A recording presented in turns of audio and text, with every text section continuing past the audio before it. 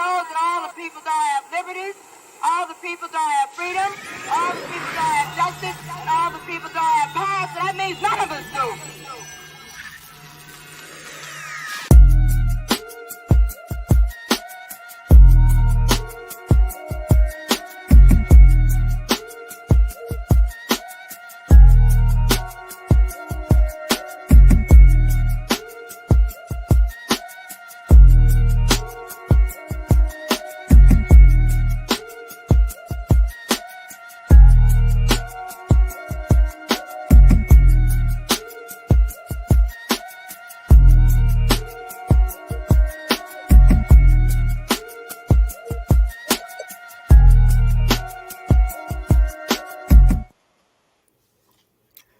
Certified salute. Gotta send this one out to all my foundational Black Americans who are in the building, in the place. Gotta send this out to the strongest lineage, heritage, and culture of all time. Gotta send this one out to every single one of y'all. It is on right now, family. All these different people got problems with certified foundational Black Americans. All these different people got smoke for certified foundational Black Americans. Well, we're going to bring the heat like only we can bring the heat. And before we proceed, I need everybody in the chat right now. Tell me where you are from. FBA roll call. What it is, y'all. Let me know the city. Let me know the town. Let me know the state. Let me know the region, because we're going to represent to the fullest. Where you at? East Coast? Is East Coast in the house? Is the West Coast in the house? Is the South in the house? Is everybody, the Midwest? I don't give a damn if you ain't even in America right now. If you FBA, you here with us. And if you here with us, let's go to work, because we always win. Knockout. What it do, y'all? Welcome back to the Black Alpha Network family. We are in the building. I appreciate the love. I appreciate the pull up. I appreciate the tap in. Is that East Coast, West Coast, Midwest, down South, or all the way across the globe? Because you've seen it right there, family. It is FBA versus the world. I'm not talking about half the world. I'm not talking about one continent or one hemisphere. I'm talking about the whole damn planet Earth. So I see North Carolina's already in the building. I'm going to throw this all up there. I see the East Coast in the house, NYC. I see it all. Yes, indeed. Oklahoma City, Savannah, GA, right down the block. I see New Jersey in the building, Maryland's in the building, ATL representing, Reno, Nevada in the place, Houston, Texas in the place, Florida in the place. Yes, indeed. I see Rochester's in the place, Southside Chicago representing all the way across the board, y'all. We are in here heavy tonight. I'm feeling it right now. Baltimore, what it is, certified salute to you. Yes, indeed. Certified salute to everybody. I'm sending it right out to all the fam. Nothing but love. I already see Virginia in the place. Raleigh, North Carolina. I see it all. Alabama's in the building. Y'all know what it is. Y'all know what time it is. You know what we about to do on this episode. I need all y'all to smash that like button. Go ahead and pull up a seat. Crank the volume. If you around any tethers or any ops, any supremacists, make sure you play this like real extra loud, okay? Make sure you play it extra loud, because I want everybody to hear us on this one. The whole world gonna have to feel it, family, because we are the only lineage, heritage, and culture that can do anything about the system of supremacy and anti-Black racism. It's been proven. Let's talk about what's been proven, y'all. What's been proven is that certified Black society, we're the only ones who really represent Little Rock. I see you. Tacoma, Washington, I see you as well.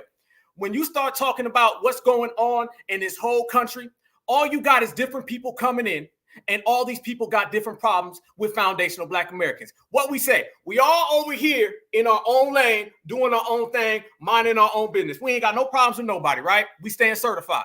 And then you got people coming from all fronts, and everybody's got an issue. We not playing that. They asked for the smoke today, y'all. We gonna give them the smoke today. I'm gonna say this right now. I invite anybody who's off code to come on in here. Deal with Black Alpha and deal with the chat. You're gonna get that smoke. I challenge any $5, $4, $3, $2, $1 pretendian to come on in here. You're gonna get the smoke because you've been asking for it. Any tether, any blender, any hopper, any skipper, any jumper. I don't give a damn who you are. Anybody who's got something to say, about who we are, or anybody who's got something to say with what we represent, come on down and see it. Because no longer are we sitting back, y'all, and just letting people talk about us, you know what I mean? And just people say these things and we were like, oh, it's okay. No, that's cool. We are dispelling every myth, every misnomer, and anybody who's got some smoke, we lining them up. We lining them up one by one, and we taking them all down. That's just the way we're doing it. We're not sitting back no more, y'all. We're not sitting back no more. This is it. We always talk about it, family. And this generation, we don't have that type of time. We don't have the time to play. All right, we're not playing out here in these streets. I wake up one day, and you got one group, and they're out here hating on foundational Black Americans, throwing dirt on our name, y'all. They just be disrespecting us. Then I turn around, and then I see the next day another group throwing dirt on foundational Black Americans. Wake up the third day, and then there's a third group that got problem with foundational Black Americans.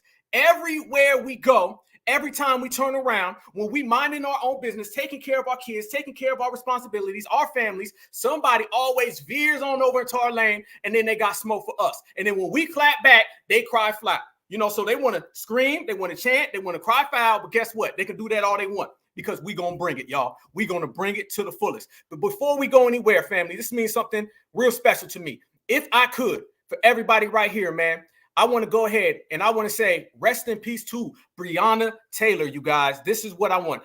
Our show yesterday came the day before the anniversary of when our sister was harmed. So I want to take this time out. And if I could get some praying hand emojis in the chat, y'all, I want to say rest in peace to Breonna Taylor. We're going to continue to ride for you. We're going to continue to ride for all of us who have been victims in this anti-foundational Black American race war. We have no friends. Absolutely right, brother Iron Will. We have no friends. And we're going to represent for all of us who have been subjected to this and those of us who have made the ultimate sacrifice. So I want to say rest in peace to Breonna Taylor. We're going to always ride. We're going to always represent. RIP, we're going to stay strong, and we're going to continue to make sure that what happened to you doesn't happen to the next person. And we're going to also make sure that we continue to keep our lineage strong, because they out here trying to take us out. They're out here trying to take us out, family. It doesn't matter who you are, okay? You could be a grown-ass man. They out here trying to get you. You can be a grown-ass woman. They out here trying to get you. You can be a grandmother. They out here trying to get you.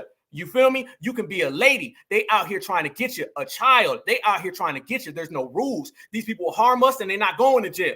These people will harm us and they'll be scot-free, and we'll be the only ones with the burden. So I want to make sure that before we proceed and before we start giving the smoke and before we start regulating, that I send the most gracious, honorable, certified salute to Breonna Taylor. I want to send the most gracious, certified salute to her whole family. And in her memory's name, you guys, we will stand on lineage, we will stand on business, and we will represent to the maximum. And we will let everybody know that if you deal with one foundational Black American, you're dealing with us all. If you believe, you think that it's going to be easy selling to come and harm our people and get away with it, you have another thing coming. And that is the bottom line, y'all. So rest in peace and certified salute to her. Family, I want to talk about what's been going on, y'all. I want to talk about what's been going on. A lot of y'all been seeing every single week there's another group. Last year, family, groups were literally handing the baton to the next group, and they were just taking turns coming after us. But today, we're going to break it all the way down. We're going to break it down to the T, and we're going to talk about some of the history of these people. We're going to put mad receipts on the table, and these ain't just the receipts that they read and get mad about. We are going to completely break it all the way down to the T, and we're going to run everybody out the paint. No more will anybody come around our community, throw dirt on our name, or disrespect us. Them days are gone. Them days are gone. So I need everybody right here in the chat, man, to mount on up. Regulators, mount up, because we are about to go all the way in. Nobody will play certified foundational Black Americans. The best thing you have to do, family, on this mission for us to get our reparations, for us to get our tangibles, the first thing we got to do, we got to get all of these ops out the way. We got to get every single op out the way. We got to remove them out the way. We got to expose them. And what we've been doing right here in the Black grassroots, y'all, we've been exposing every last one of these people. We know what they do. We know what type of time they're on. We know all the little games. See, there's this thing in America where what folks try to do, y'all, is they come here to America so they can have proximity to the dominant society. The dominant society recruits these people to come after foundational Black Americans. Immigration just means recruits to come after FBA. That's all it means. And when these people get here, they start making up things about us. They start coming at us from all these different angles and saying, well, you know, Black Americans did this. Black Americans did that. Y'all know how many people in the last 2 to 3 years, family, have used our lineage to get themselves hate crime laws or policies or some type of benefits. You ask them, is there a problem with anti-Black racism? Everybody says no. You ask them, is there a problem with them? They say, oh yeah, we got a big problem. And it's really the Blacks who did it. Y'all know what it is. That is the definition of a crowbar and a buffer class. The dominant society threw these people right in front as human shields. That's what the dominant society did. They bring in all these different groups, and these groups come in here, and they literally get harmed by the dominant society. You see the dominant society whooping these folks on camera, looking up at the camera and waving, and they still don't say nothing about the dominant society. The dominant society whoops their ass, they get up, and they point at Black folks. Dominant society whoop their ass again, they get back up, they point at us again. They take out all of the blame that the dominant society does to them on us. And then they do it for an exchange of tangibles and benefits. This is the supremacist hustle that has been going on for eons. And we're going to take it all the way back to the 1866 treaty. We're going to talk about some $5, some $2. We're going to talk about them. We're going to talk about these folks who are pretendians, who come around us and they act like their history is our history. Our history is theirs, vice versa. We're going to speak about all of that, family, and we're going to show you the history of the way this thing is played. And we're going to let everybody know that will not go on in these streets. If somebody is going to stop the con game and the hustles, it's going to be us. If somebody going to do some regulating, it's going to be us. And if somebody going to do some G-checking, it is going to be us. Nobody is spared from the G-checking that foundational Black Americans bring. Nobody is spared from the regulating that we bring. And when we bring it all the way live, full to the core, so ain't no confusion. All the confusion wiped out.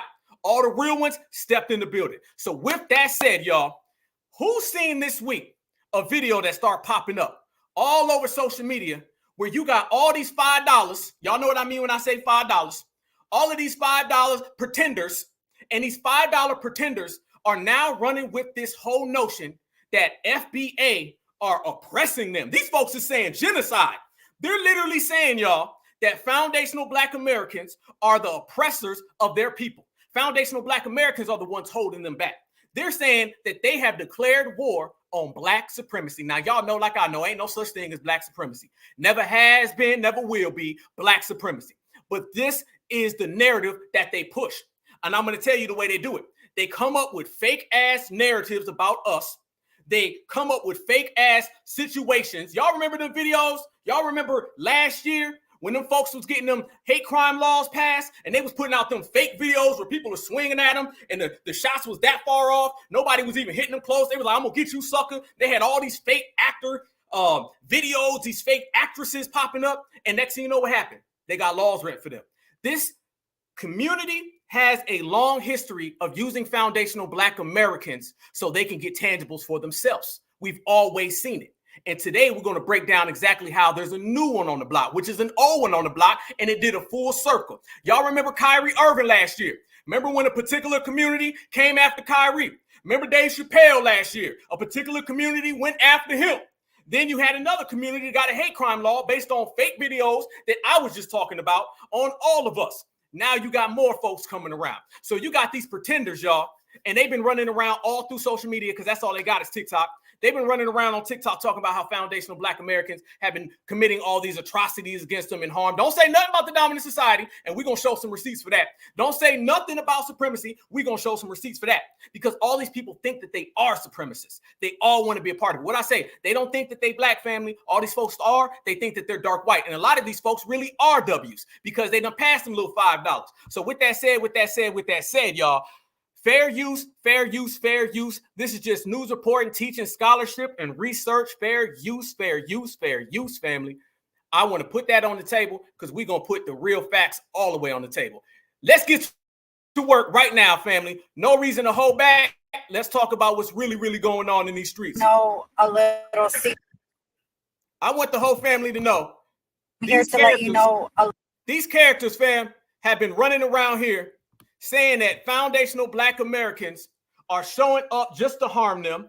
Foundational Black Americans are showing up just to create some type of confusion with them. But this one right here, y'all, this is where it starts. This is what we talk about when we say that these individuals are nothing more than just people coming out here trying to get in on our benefits and tangibles because they feel if they can use foundational Black American situations to get themselves some tangibles, then they feel that they made it. Watch this right here, family. And doesn't this prove our point? Oh, and by the way, this vote about to get really regulated. Check it out. I'm here to let you know a little secret, which won't be a secret anymore. So those supposed Black aboriginals who are pushing erasure on indigenous culture and claiming that they are the originals have been going into native land reservations and assaulting verbally and pushing aggressiveness in reservations.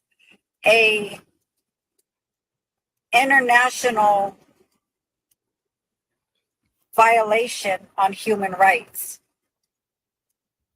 We have now sent in our information and all of their videos and all of their abuse and their insensitive tactics that they have used, along with white supremacy.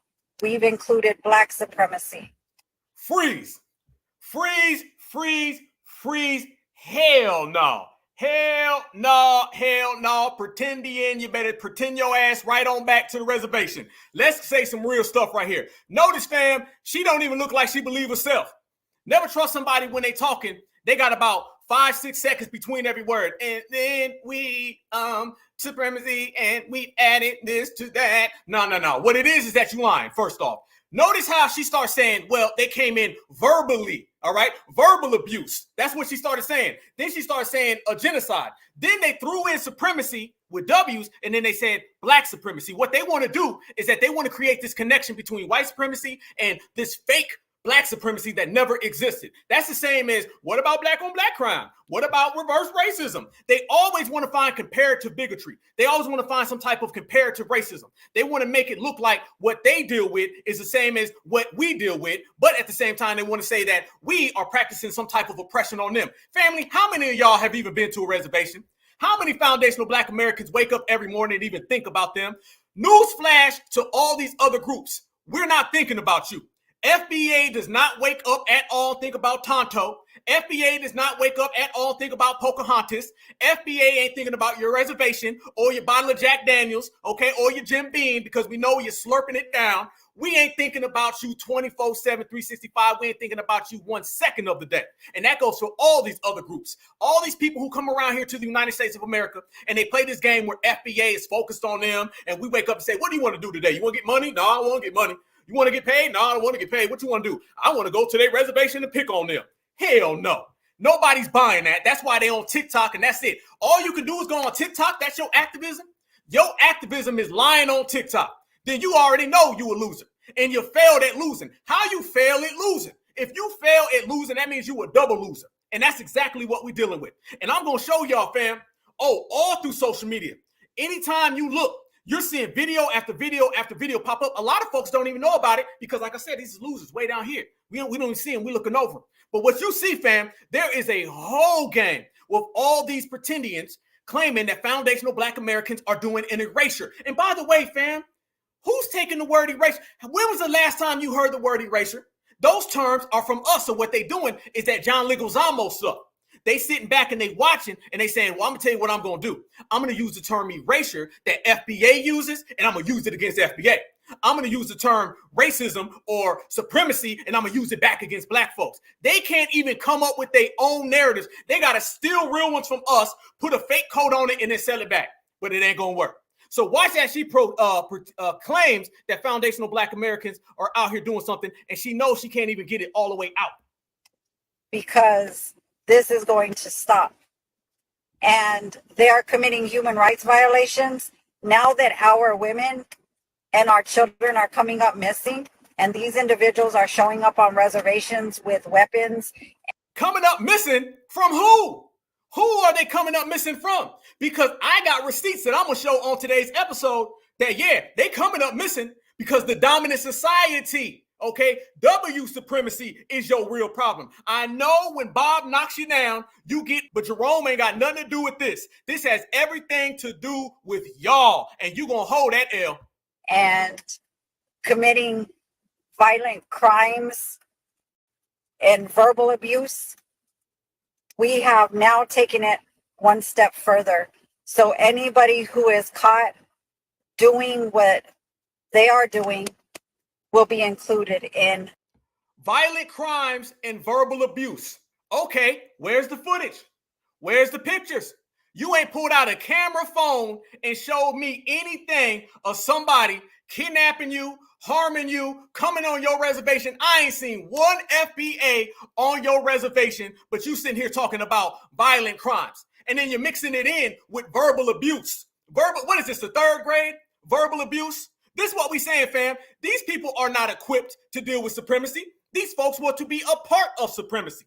So much that their community has actually paid money to be on the census as a W. And this is what we mean when we say that they faking, they fronting. Down south, they say you flogging. This is exactly what they doing. All the way to the T. Verbal abuse ain't happening. We ain't thinking about you. And violent crimes damn sure ain't happening because we ain't coming around you. This situation as well, because we are going after them now internationally under our right to do so as sovereign beings.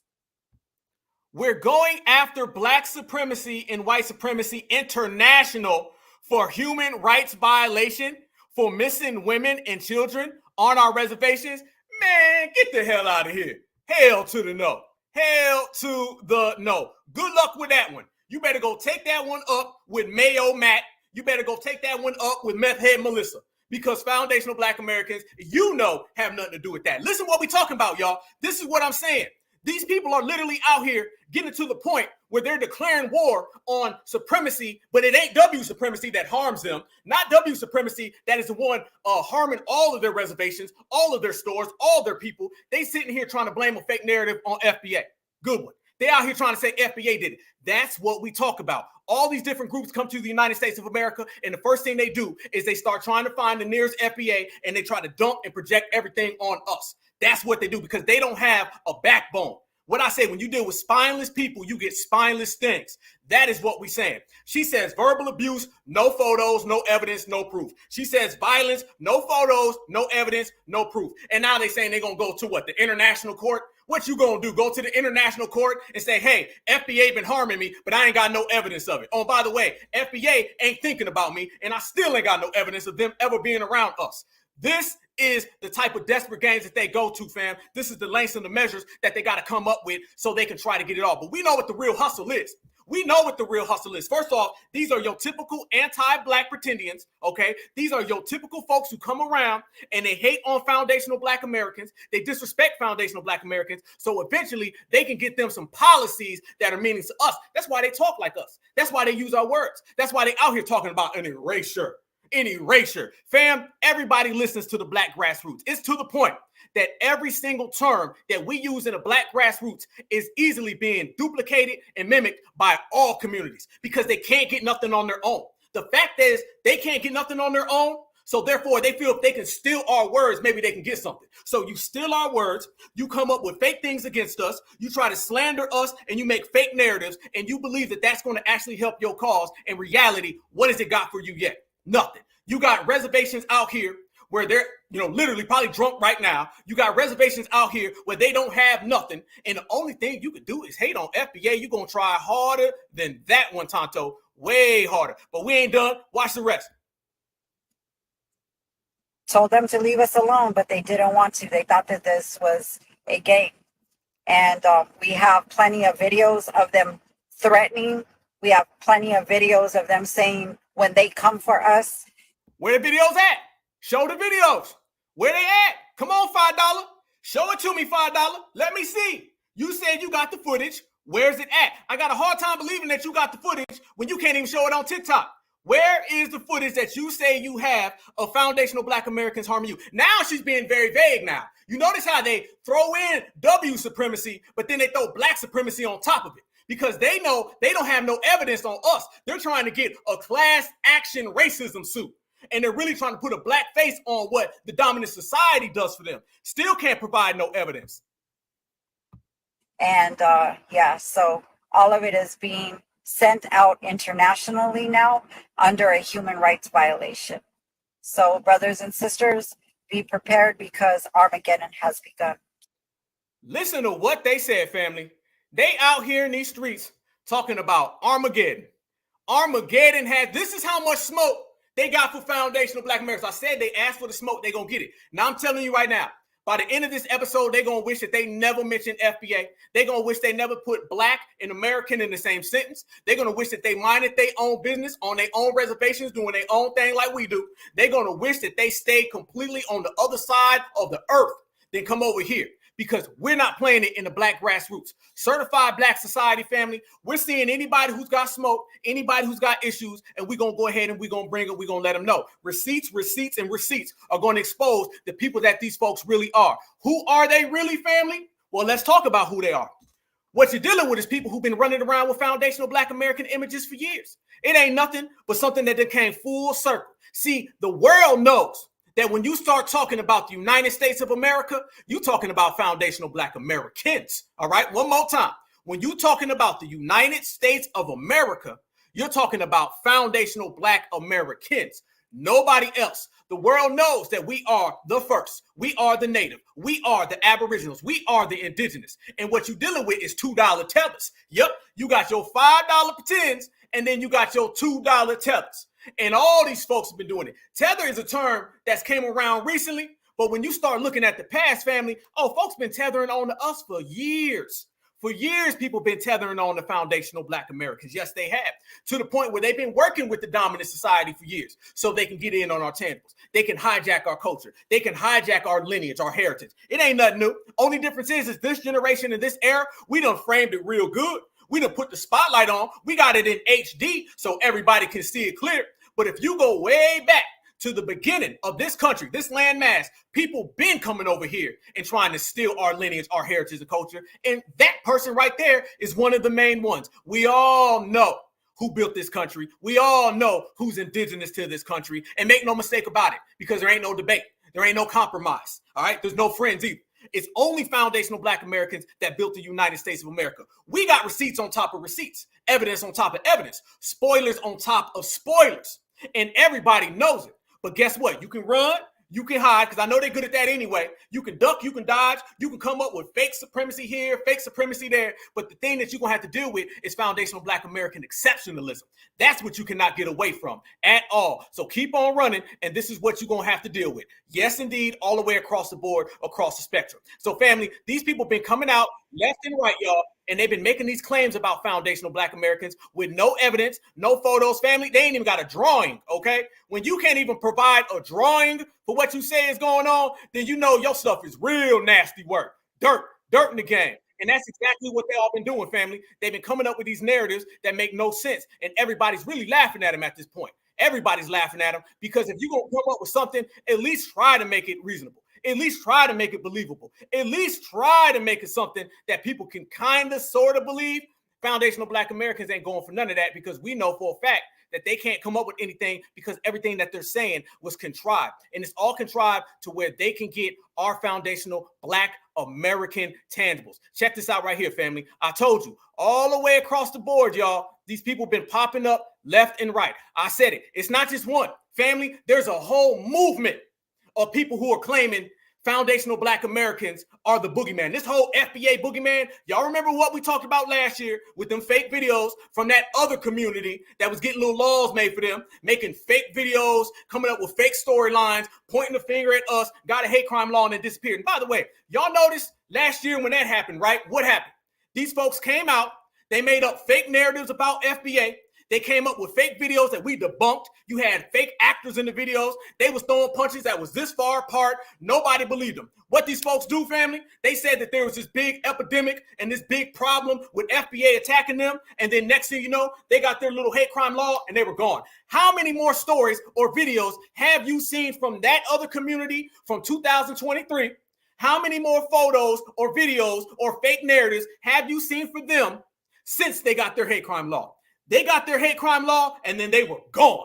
All of a sudden, the fake videos stopped popping up. All of a sudden, the fake criminals disappeared. All of a sudden, they had nothing else to say about foundational Black Americans. It looks like You came around here and you came up with some fake narratives. You blame foundational Black Americans for things that didn't even happen. You got you some policies based on our backs. You got you some tangibles that belong to us. You created a fake boogeyman, got a paycheck, got a policy, and then bounced. And you did it with the help of the Biden administration, with Kamala Harris and all of these other tethers who are in Washington, D.C. That's what it looked like to me, family. And I'm sure all my certified foundational Black Americans seen the same exact thing. They all disappeared immediately. And that's what they're trying to do. The number one hustle in the 2020s is to blame foundational Black Americans for things that either you do for yourself or things that the dominant society does to you. And then you get policies based on those fake boogeyman scenarios. That's what you're seeing. And family, it is all over social media, fam. These people are trying hard to get them a little hate crime law, get them a couple little benefits and tangibles. Look at this person right here. And by the way, let me ask y'all a question. Does that person right there look like they're an actual full-blooded Indian? Or does that look like Becky? That looks like Becky to me. I'm sorry, family. That looks real Becky right there. Real Becky, all right? Does that look like somebody who really belongs on the plantations or on the reservations or the indigenous people or the native? Does that look like any other people that they sell us are indigenous to the United States of America? Or does that look like Karen from the trailer park? Does she belong in the reservation or does she belong in the trailer park?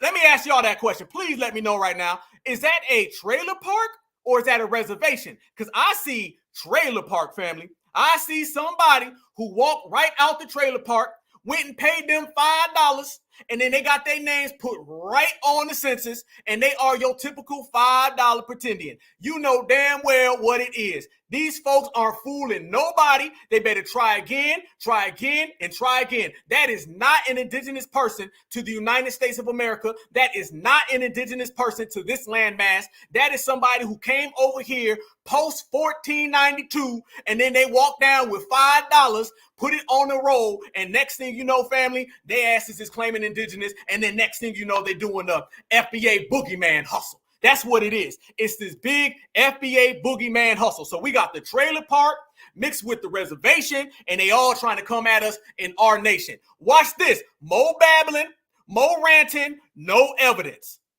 My attention that these Black Hebrew Israelites went to Rosebud, my reservation, during a children's Easter egg hunt, handing out these ridiculous flyers promoting the genocide of indigenous peoples right on our own reservations.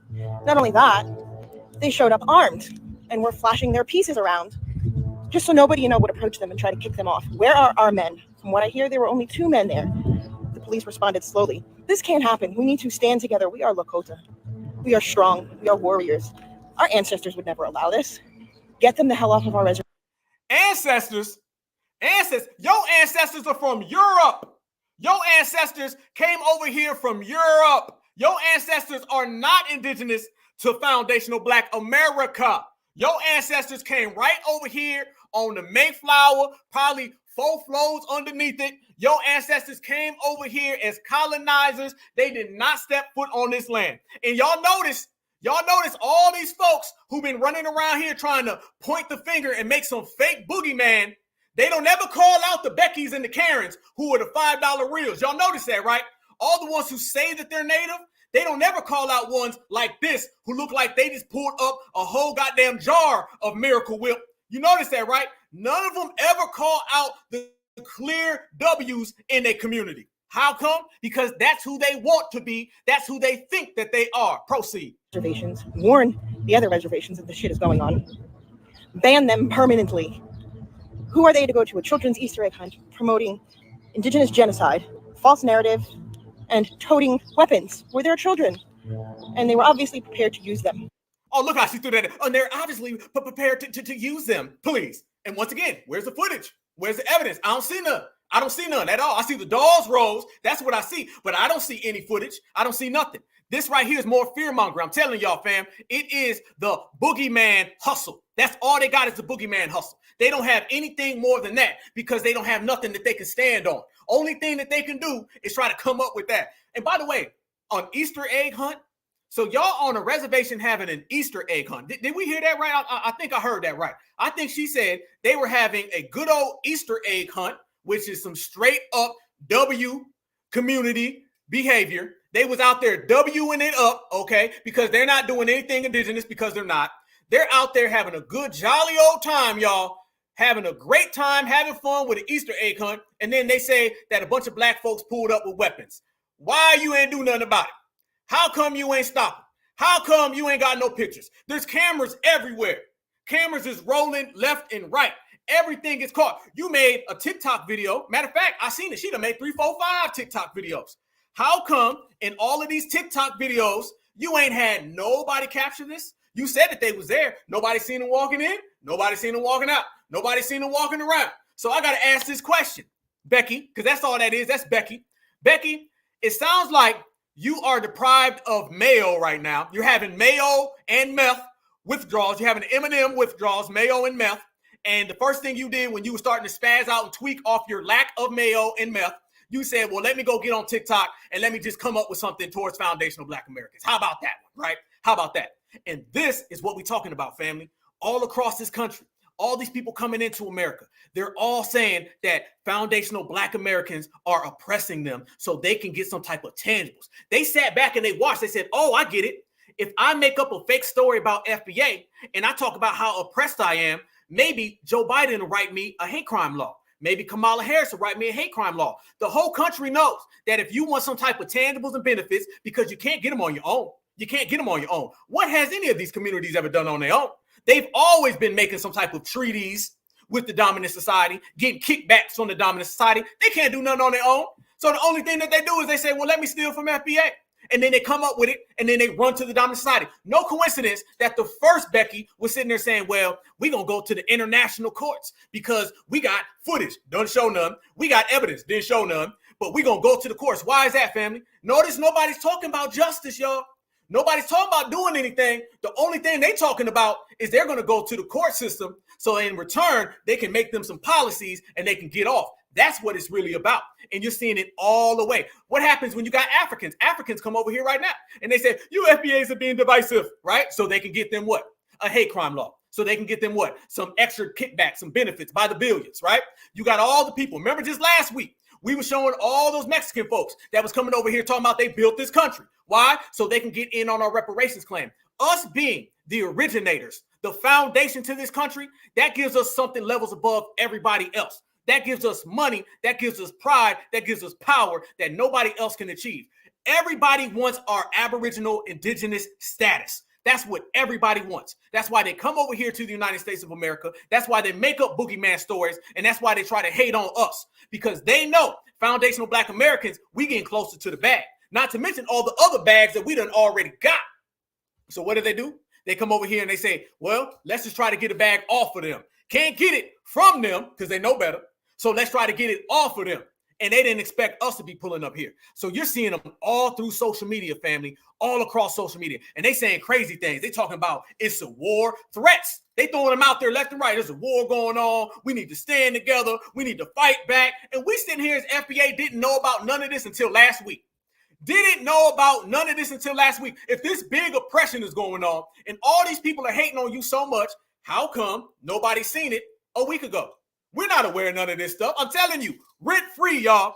Rent-free. We own about 500 acres. We probably got about 15 whole goddamn parking lots. We got cars. We got apartment buildings. We got leased land. We got everything inside the minds of all these people, family. We live in scot-free in the minds of every one of these folks. FBA wake up and get to the bag. They wake up and think about FBA.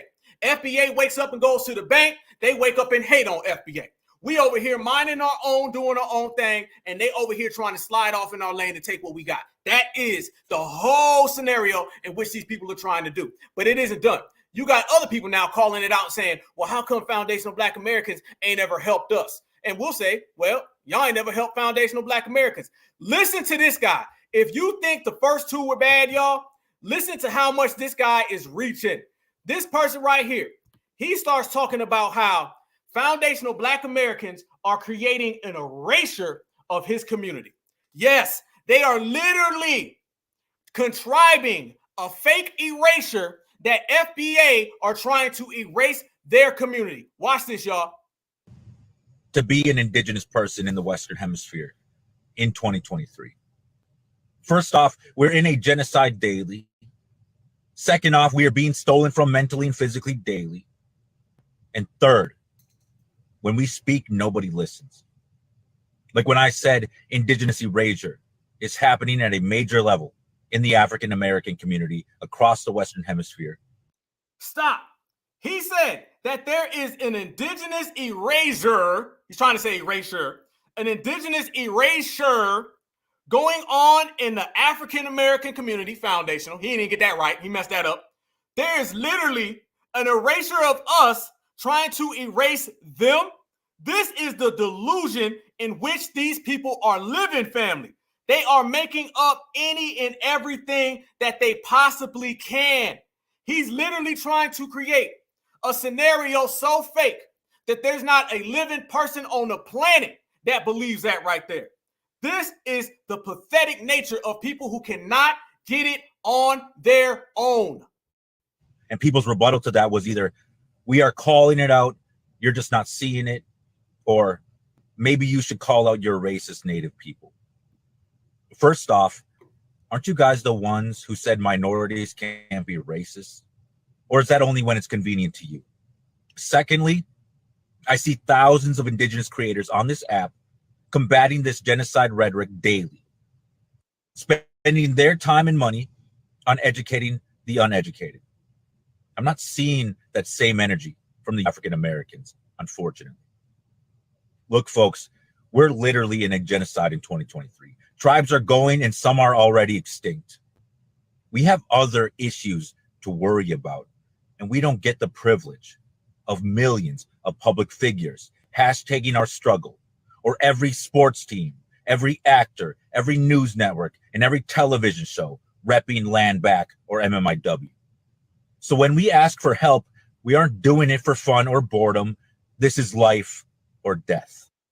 Listen to the words they using right there, family. Listen how serious they get. Let me say this. Let me run that back real quick. Listen to what he says right here. Listen, this is all there are issues to worry about, and we don't get the privilege of millions of public figures hashtagging our struggle, or every sports team, every actor, every news network, and every television show repping land back or MMIW. So when we ask for, then work harder. Work harder. Pull yourself up by the feather. That's what you need to do. How about you pull yourself up by the feather and you work harder? Don't come to our community and come up with a fake boogeyman scenario. It sounds like you ain't got your movement off the ground, so why are you worried about my movement? All right, you need to go ahead, $5, and come up with your own movement. And if your movement is good enough, then perhaps you can take something further. Why are you over here hating on us? Pull yourself up by your own feathers, and then perhaps you can make something of your own community. How about that one? How come you are so concerned with foundational Black Americans? Notice he threw that in there too, fam. He was like, it's just like we don't have the opportunity to have people hashtag our movement. People aren't hashtagging what we're doing. They're doing that for the Blacks. Hey, this is his version of the Blacks. That's what he's trying to pull, y'all. He's pulling the whole, well, the Blacks have it. How come we can't have what the Blacks got? Because you ain't got it like certified Black society. That's why. And if you did, then you might be somewhere, but you ain't nowhere. So therefore, try harder. Same thing they tell us, family. The same folks who come over here with nothing, or people who try to steal our indigenous status, or people who try to steal our current status, they say, well, Blacks, y'all need to work harder. We come to y'all communities and we score better in tests and we get jobs. Well, how about this then? We do better when it comes to revolutions. We do better when it comes to rallies, marches, campaigns. Then you need to pull yourself up by your own goat milk. You need to pull yourself up by your Jolov. And he specifically can pull himself up by his own feathers. If your feathers were strong enough, you'd be strong enough. You're not, so deal with it. How about that one? We ain't playing with these people, family. We're not playing with these people. We're not playing that. We're not going to wake up on Monday and then some magic, amazing feat. You see all these people got some type of smoke for FEA to the point where they saying we're oppressing people. They making up Black supremacy. This is how desperate these other groups have become. So where they can try to throw dirt on our names, family, that they got to make up something so pathetic, so lame. You see it right there. And they throwing around big words too, like genocide and war. You need to take that up with your own people. You need to take that up with that bottle of Jack Daniels, because we know what's going on your reservation. And it's funny because people who have been taking care, pull yourself up by your own moccasins. You ain't lying, brother. You ain't lying. All day. Pull yourself up by your own moccasins and everything will be okay. You'll be completely fine. $5. $5. Listen, $5. You'll be completely fine if you pull yourself up by your feathers, by your moccasins, okay? Take care of your own people, because FBA, we doing that. We not on TikTok talking about y'all. We're not out here hating on y'all on social media. And it's a crazy thing, the foundational Black Americans wake up one day and out of nowhere, another group. I'm telling you, by the end of this week, it'll be a whole nother group, family. It might be some damn animals, all right? You have animals out here talking about some black suppress us, all right? And there's an erasure. That man said that there is an erasure going on in the Black American community for their people. So you know they watching our words. Nobody said reparations till we did. Nobody said erasure till we did. The term grassroots, now you're starting to see that pop up. Foundational, that's popping up. We just showed last week with the person talking about that. It goes to show you all of these people are using our terminologies and they're trying to flip it back against us. We ain't having that. That ain't it. No. I told y'all, family, what I say. I got receipts today. I told you. I want y'all to see. There are numerous people, I'm talking about a whole movement of pretendians who are hating on FBA with the whole boogeyman hustle. Yes, a lot of stuff we ain't know about because it ain't real. Don't be mad if you don't know about it. We don't know about it at all because foundational Black Americans, we only focus on the real things, the things that are authentic, all right? They focus on things that are counterfeit and things that are imaginary, things that don't exist. So no, we ain't know nothing about this. All of a sudden down our timeline, you seen $5, pretend. You seen all of it. Moccasin, feather. And all these people now are coming at FBA. But guess what? FBA gonna bring it right on back. Look at this one right here, family. Same thing, same game, same hustle. Watch this person right here trying to say that foundational Black Americans are out here doing the same thing. Somebody said, so do Black people and natives work together? Now watch what they got to say about that, family. You already know you're going to have the same con game as before, but I want y'all to focus in on this one. And started making themselves big and well known, I took a certain stance as to not support BLM. And a certain mutual of mine reached out to me and said and invited me to change my mind because Blacks and natives have worked together and had good relationships since the Pilgrims. No, they didn't. That's a lie. That's a lie. Family, it go way back. We're going to pull back all the layers today. All the layers. All we doing, we putting the ops on that Summer Jam screen, and then we're going to go ahead and pull the plug on every last one of their lies. Listen to this. We know foundational Black Americans and pretendians have never had any type of relationship. The only thing they ever did was enslave us and then try to steal our indigenous status and now come up with a boogeyman scare tactic. But we ain't falling for it. We're no longer mutuals, obviously. I mean, she was the one who unfollowed me. But that's not entirely true. Some tribes held slaves. Other Black people, when they came out west, killed Native Americans. Freeze. This is what we talking about. Listen to what they saying, family. Listen to what he just threw in there. Listen to what he just threw in there. He says some, and he put some in there real brief so they can kind of let him off the hook. Some of us enslaved Black folks, but Black folks came out west and harmed us. Hell no. What stories do you know of foundational Black Americans traveling from the east all the way to the west and going out there and targeting them? This is what we're talking about. This is delusional scare tactics that these people always try to perpetrate on foundational Black Americans, family. Watch this next one. He continues with those lies. And then, fam, he snitches on himself. Watch. As a matter of fact, my tribe has a word for Black people. And I was told we only have words for people and races that have offended us. Listen to what he just said. My people have a word for Black people, and we only have a word if people have harmed them. We never harmed them, so where did the word come from? Yeah, every community has a slur, a racial trope towards foundational Black Americans, and it's all based on what? Anti-Blackness. That's exactly what it is. Notice he didn't want to say what the word was, though. He didn't want to go there. He just really wanted to throw it on the table real quick and then run and hide. He didn't really want to talk about what the actual term that he's referring to is. So he just admitted that they have an unprovoked slur for foundational Black Americans, and we all know that is rampant and their communities. And we all know that it's always been rampant in their communities, and there's nothing that they can say or do about it because foundational Black Americans, this is a different time, this is a different era, this is a different generation. Watch how he sat there, family, and completely exposed it, didn't even know. When they came out west, killed Native Americans. As a matter of fact, my tribe has a word for Black people, and I was told we only have words for people and races that have offended us. So sometimes. That part is what we are talking about, family. Once again, you see they are coming up with any and everything that they can so they can try to get them some type of hate crime. Listen to the words that they use, y'all. Listen to the words. The words are very clear. They're throwing things out there like they harmed us. There's an erasure. They oppress us. They have all these type of aggressive things that they try to put towards foundational Black Americans because that is their way of getting a hate crime law. This is what the hustle is in 2024. Come over to America, make up lies about foundational Black Americans, and maybe you will get you some type of benefit that you couldn't get on your own.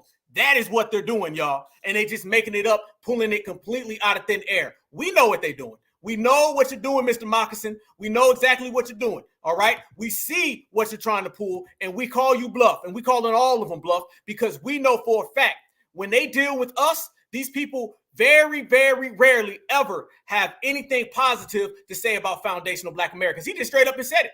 He straight up and said it. Once again, it's got to be a terrible thing to go around people who are staying in their own lane and have nothing to do with you, but you always got these people on the mind. And that's what it is. We are, as we say, living rent-free in the brain of all of these different communities, y'all. Every last community that comes to the United States of America, we know for a fact that we are living rent-free in the brains of every last one of them because they cannot get it on their own. When you cannot get it on your own, this is the type of stuff that you do. These are the type of games that you play. These are the type of hustles and scams that you present. But I want to break down something even further, y'all. Let's go there. Since we done broke down these folks talking about the history amongst us that doesn't exist, let's go there and let's talk about the real history. Let's talk about who's really the indigenous people to this land. Let's talk about the people who really built this, and let's talk about how they come over here and they try to steal from foundationals. First off, fam, when you start speaking about people who are coming and trying to get tangibles and benefits off the backs of FBA, that's crazy because they still are not succeeding, even though they've got all types of tangibles and all types of benefits. Don't get it twisted, fam. These folks have lost, and there's so much losers that they are trying to get benefits, even though they have received plenty benefits from the United States. People don't believe us? Let's go ahead and look at it. Let's look what the Biden administration themselves have done. Y'all remember this right here? Do y'all remember when Jimmy Crow Joe Biden had the interview and they start pressing him about reparations? Y'all remember that? And what did he say? He said, I will give reparations only if they include Native Americans. Let's quit acting like these people have not been already given tangibles and benefits. Let's act like they haven't already gotten reparations. This is why they try to tether onto us. They already tethered onto us and got reparations. Now they're trying to tether onto us to get hate crime laws and to make up for all the damn money they've blown. Hold up. Y'all got to see my face with this one. No. Let's run that all the way back. Let's run that back. They done got tangible after benefit after benefit from the United States government going all the way back to 1866, all the way till today. Money, billions, trillions. We know what they got on the reservations. We know they've been giving handouts. So why are you coming around foundational Black Americans asking for more? You're trying to come up with this boogeyman scare tactic so you can get some money, so you can make up for the money that your ass done tricked off. You done blew all your money on alcohol. You done blew all your money on all that damn liquor. You done blew all that casino money. And now you say, well, damn, what can we do next? Let's do what the other group did last year. Let's make up a fake narrative about Black folks, and maybe we can get some more money. Because the money I had before for trying to steal Black American culture, Black American indigenous status, I blew all that money. That money's gone. That money done been drank. They drank all that goddamn money away. So now what they doing, fam? They're coming up with another hustle to where they can get some more money because they blew the last bag. Don't be mad because you fumbled the bag of $5 If you wasn't running around here $5 all damn day long, if you wasn't out here pretendians, then maybe you'd still have that money. Don't be upset the foundational Black Americans not only created the bag in this country, we going back for the next bag. And this one's going to be reparations and the treaties, and you can't get none. This is all a direct result of everybody wanting our reparations money. They cannot get reparations on their own, family. So now when we start talking about reparations, they say, let's hurry up. Let's go get to it. The whole world is in code red alert. Why? It's because everybody wants reparations. They know we're getting close to it. So they saying we got to run. FBA about to get that money, and they not sharing. They done made it clear. Y'all know, everybody right here in the chat, I know y'all ain't sharing your money. I know you ain't sharing your money. Leroy Brown, I know you ain't sharing the money, okay? All right, I know you ain't sharing it, brother. A Hurricane, I know you ain't sharing the money. Iron Will, I know you ain't sharing the money. We ain't sharing the damn money at all. Nobody sharing the money. So they're saying we got to get to the bag before the bag comes to them. You feel me? This is what they trying to do. And this is why you see these fake stories every week. Every week, y'all, it is a different foreign group trying to hijack our reparations and trying to use a boogeyman tactic so they can come get FBA money. That is what they're doing, even though they've already been compensated. They've been compensated for nothing, and now they're trying to come get more. Y'all remember this right here. When Jimmy Crow Joe Biden was asked, would he support cash payment reparations? And he said, only if Native Americans get it, even though they've already gotten it. There are a lot of people who suggested that these studies have been going on for a mighty long time. And why not say now whether you would be for reparations or not? I know it has to be done now, and you know it too. Let's not wait. Let's do the study and decide whether it should be direct cash payment. But in the meantime, you know it has to be done. We know now. For example, if in fact the homes of African Americans that are the same housing that white Americans have were valued at the same rate, there'd be $154 billion more equity in Black homes. We should note we can find that on Biden.com, but I'm not sure what your answer is to the reparations question. If in fact there are ways in which to get direct payments for reparations, I want to see it. But why are we waiting around for the study? We can deal with it. Well, they're not mutually exclusive. You don't have to wait around. No, they're not exclusive. No, but they're not mutually exclusive. But I can't believe that whatever it is, the African American community would not support what I'm talking about. In addition to, I don't think we have to. Let me ask you this, and we can move on because we got to get some phone calls in as well. But let me ask you this then: if in fact a calculation comes to you that you are satisfied with, would you then say I'm for reparations? The answer is it would depend on what it was, and will it include Native Americans as well? Native Americans as well. Native Americans as well.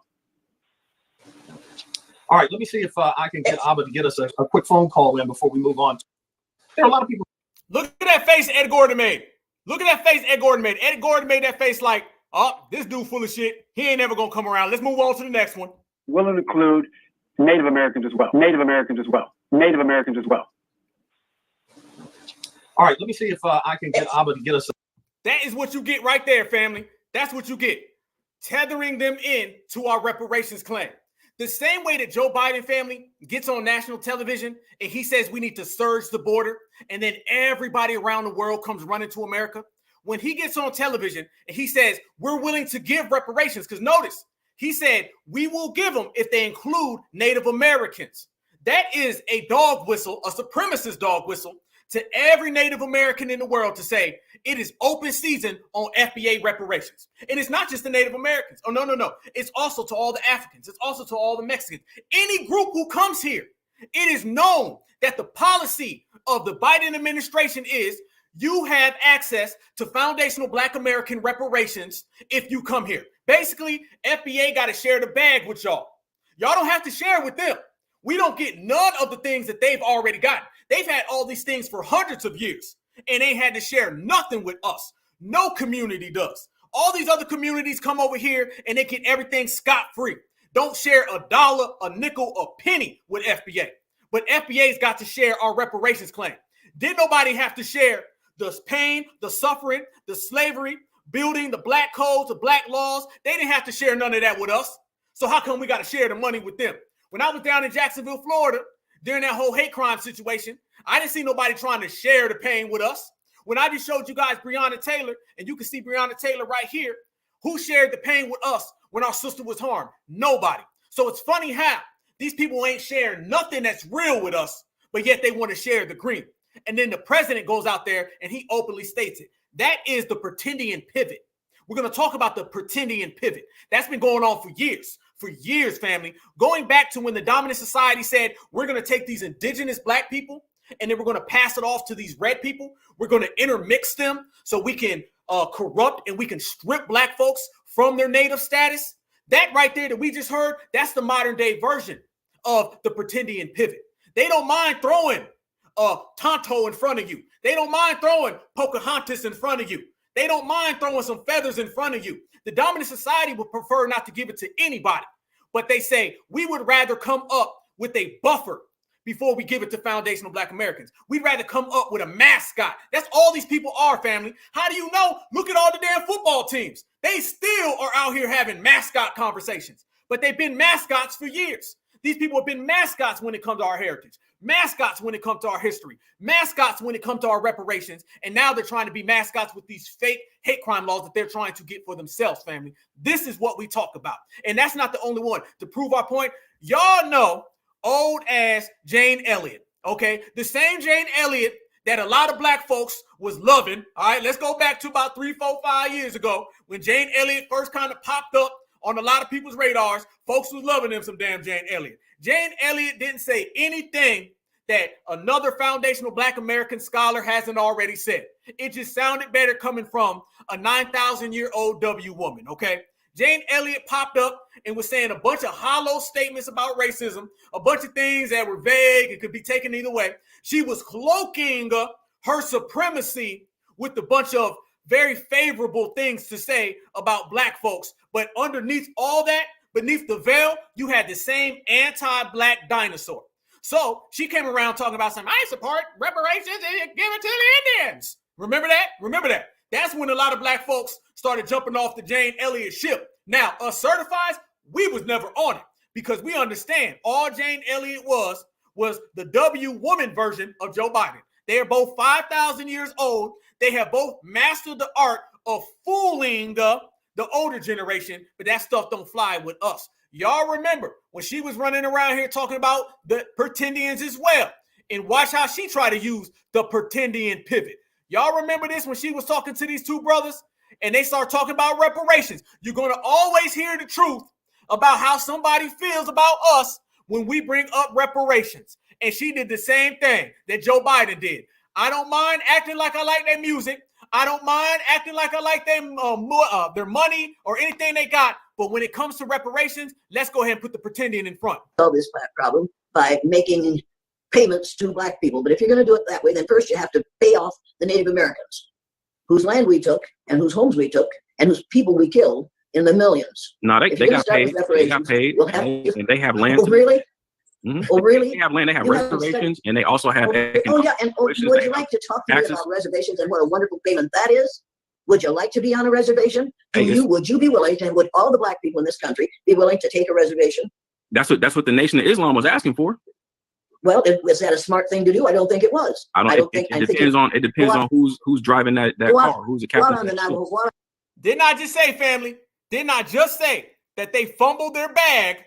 Don't be mad now that you was willing to take all of that stuff. And now you're saying, well, we don't really want the money. What we would rather do is we would just take black folks' money. They fumbled the bag and now they're trying to come back. Look at her advocating. This is the pretendian pivot. Go to a Navajo reservation and see if you think you'd like to live that way. No, I've been to a reservation. I've been to a reservation in Montana. Did you think it was a really comfortable place to be? Say it again. Do you think it was a really comfortable place to be? The way that they were living, no, I wouldn't live like that. Oh, well, but the whole planet is a prison for black people. So like it can't get any worse for black people. So you can't. I'm not gonna look at somebody else and say, oh shoot, like I don't want my own land. I don't want a shot at that. I would never say that.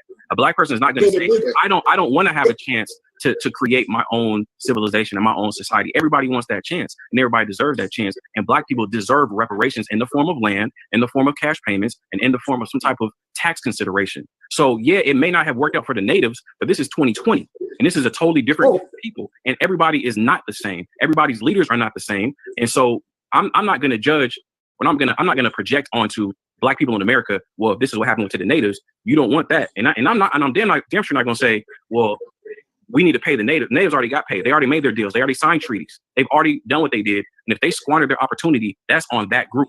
Now it's time for this group to get its opportunity and to get its reparations. But you are saying exactly what I have heard white politicians say. Oh, you knew that was coming. You knew that was coming, y'all. That right there is the pretendian pivot. And notice when the brother completely owned her in the conversation, and he did it with facts. He wasn't disrespectful. He said everything that was real. First thing she said was, well, you acting like a W. Well, you are one. How about that? And what you're doing is playing good cop W. That's the same exact thing that Joe Biden did. That ain't no different, fam, than when you start calling out Joe Biden's administration for all the racism, and then they fall back and they say, you sound like a Trump supporter. See, good cop W will always try to put the jacket of a bad cop W on a black person. Let me say that one more time. If you got a W who's playing good cop, they'll always use the bad cop's words and then put that on a black person. Basically saying your own community is acting like a black person. This is what they try to do. That is the pretendian pivot. They don't mind, family, giving all of these benefits to them because they're docile. I always say, and I'll continue to say it, immigration is about proximity to the dominant society, and so is the $5 community. They know historically that they got to bring in all of these people who are going to carry their water and bow down to them because foundational Black Americans won't. Foundational Black Americans being on code, being the strongest lineage, heritage, and culture in the history, this has created a whole world full of people who want to sit next to the dominant society. And if you go back and look, the $5 were the first ones to hop on that train. Yes, they were. Look at this one right here, family. And mind you, it wasn't just way back then. Joe Biden just sat there and said that, well, you know, if we give it to the Indians, then I'll support it. So did Jane Elliott. Do y'all remember this right here? A lot of people don't remember this. No. And family, December 6, 2023. Last time I checked, that was less than a year ago, fam. Oh, yes, it was. Look at this right here, fam.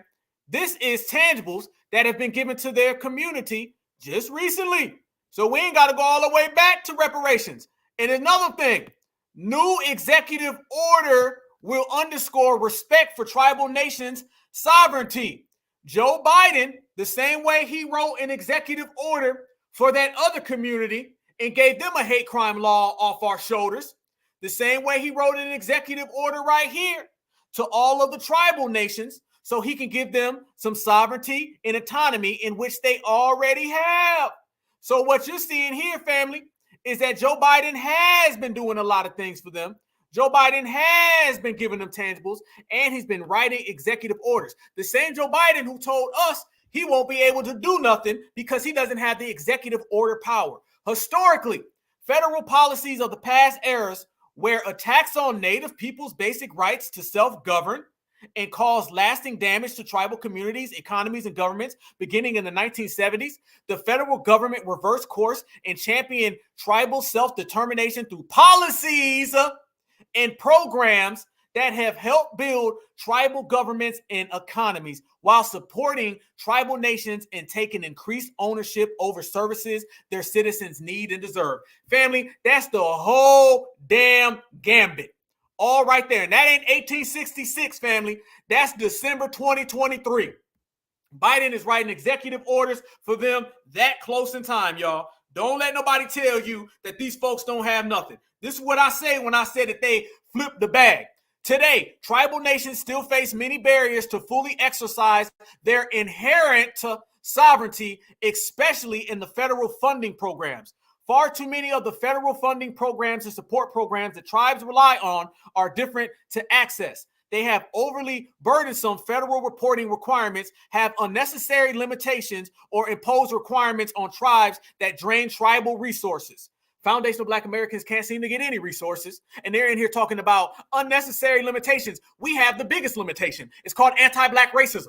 It's called redlining. It's called Black codes, Jim Crow. It's called informal racism. All of these things, but never anything about us, y'all.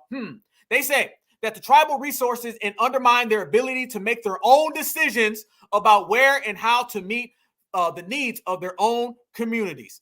To address these challenges today, President Biden will sign an executive order to reform how federal government funds and support tribal nations. This executive order demonstrates the Biden-Harris administration's commitment to ushering the next era of federal policies. Whoa, let me highlight that. Federal policies to support the tribal self-determination, and defines the next era, one that should be grounded in even greater respect for tribal sovereignty. Family, that executive order is an executive order a lot of people don't even know about. And this executive order was just signed by the Biden administration. Yes, it was. Let's go back up to the top. Let's go back up to the top. First off, you can look at all the things that are a part of this bill. It creates a one-stop shop for federal funding available to tribes. We can't get anything federal. We can't get anything on the local level. Neither is Foundational Black Americans. So they got that. Better embraces our trust responsibilities by assessing unmet federal obligations to support tribal nations. There goes federal again. Now here's it right here. $32 billion in America's Rescue Plan. Look at that. Look at this, fam. We ain't lying. No cap, no cap, no cap. $32 billion in America Rescue Plan, the largest direct federal investment in tribal nations history. $32 billion in America's Rescue Plan, the largest direct federal investment in tribal nations history. On top of they already received reparations. All right, if that ain't enough, let's drop down one more. $13 billion in bipartisan infrastructure law to build high-speed internet, roads, bridges, public transit, clean water, and improve sanitation in tribal communities. We'll be living in the worst conditions, family. We can't get somebody to come and fix the locks on our door, right? Okay. $700 million in the Inflation Reduction Act to invest in Native communities for climate resilience and adaptation programs, drought mitigation, home electrification, and clean energy development. Look at that right there. That is $32 billion, flip $13 billion, flip $700 million. This is what we're talking about. Sending billions of federal contract dollars and significant percentages of their overall dollars to Native-owned or controlled businesses through the Buy Indian Act, a law that has been basically rejuvenated under the Biden-Harris administration. In 2023, they were awarded $447 million, which is 30.6% of the Department of Health and Human Resources Services. They awarded them also $1.5 billion, and they also awarded them over $1.4 billion to the Interior Indian Affairs Bureau, awarded $626 million of eligible contract dollars to the Native-owned and controlled businesses. Family, let's go ahead and look at that. That is $444 million. That is $1.5 billion, $1.4 billion, $626 million, not to mention the $32 billion and the $13 billion that they got in other areas. This is exactly what they receive on a day-to-day, all the way at the bottom of the list. Fact sheet. President Biden signs historic executive order to usher in a new era. Family, this is what they talk about when they say that they need some type of benefits. It looks like every single benefit is on the table right then and there, clear as day. That is what we're saying. Where do you have the time to have all of those benefits laid right on your bed, on your shoulders? But yet you out here hating on foundational Black Americans. You out here talking about you need some type of laws to protect you. You talking about going to the international court, even though you have received all of those funds by the billions of dollars, and foundational Black Americans are still out here having to get to the reparations while they include everybody else in our reparations claim.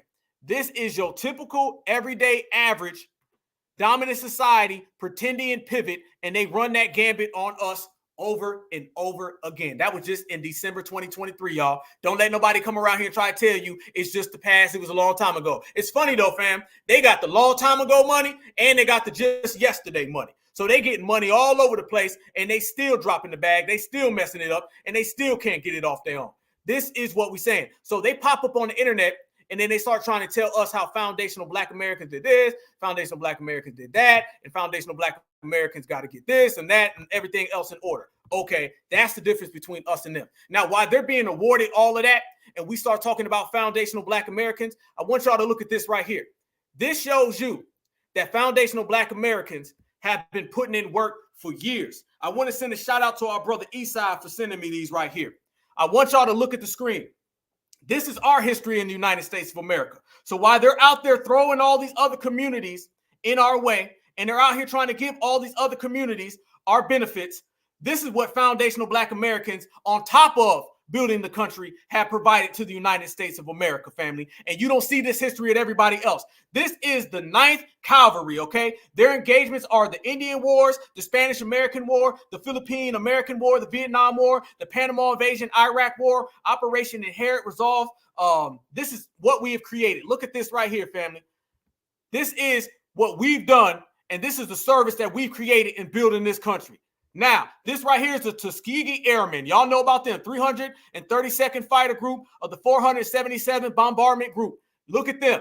Who gives these people reparations for building this country? Who gives it? Who gives them the indigenous status?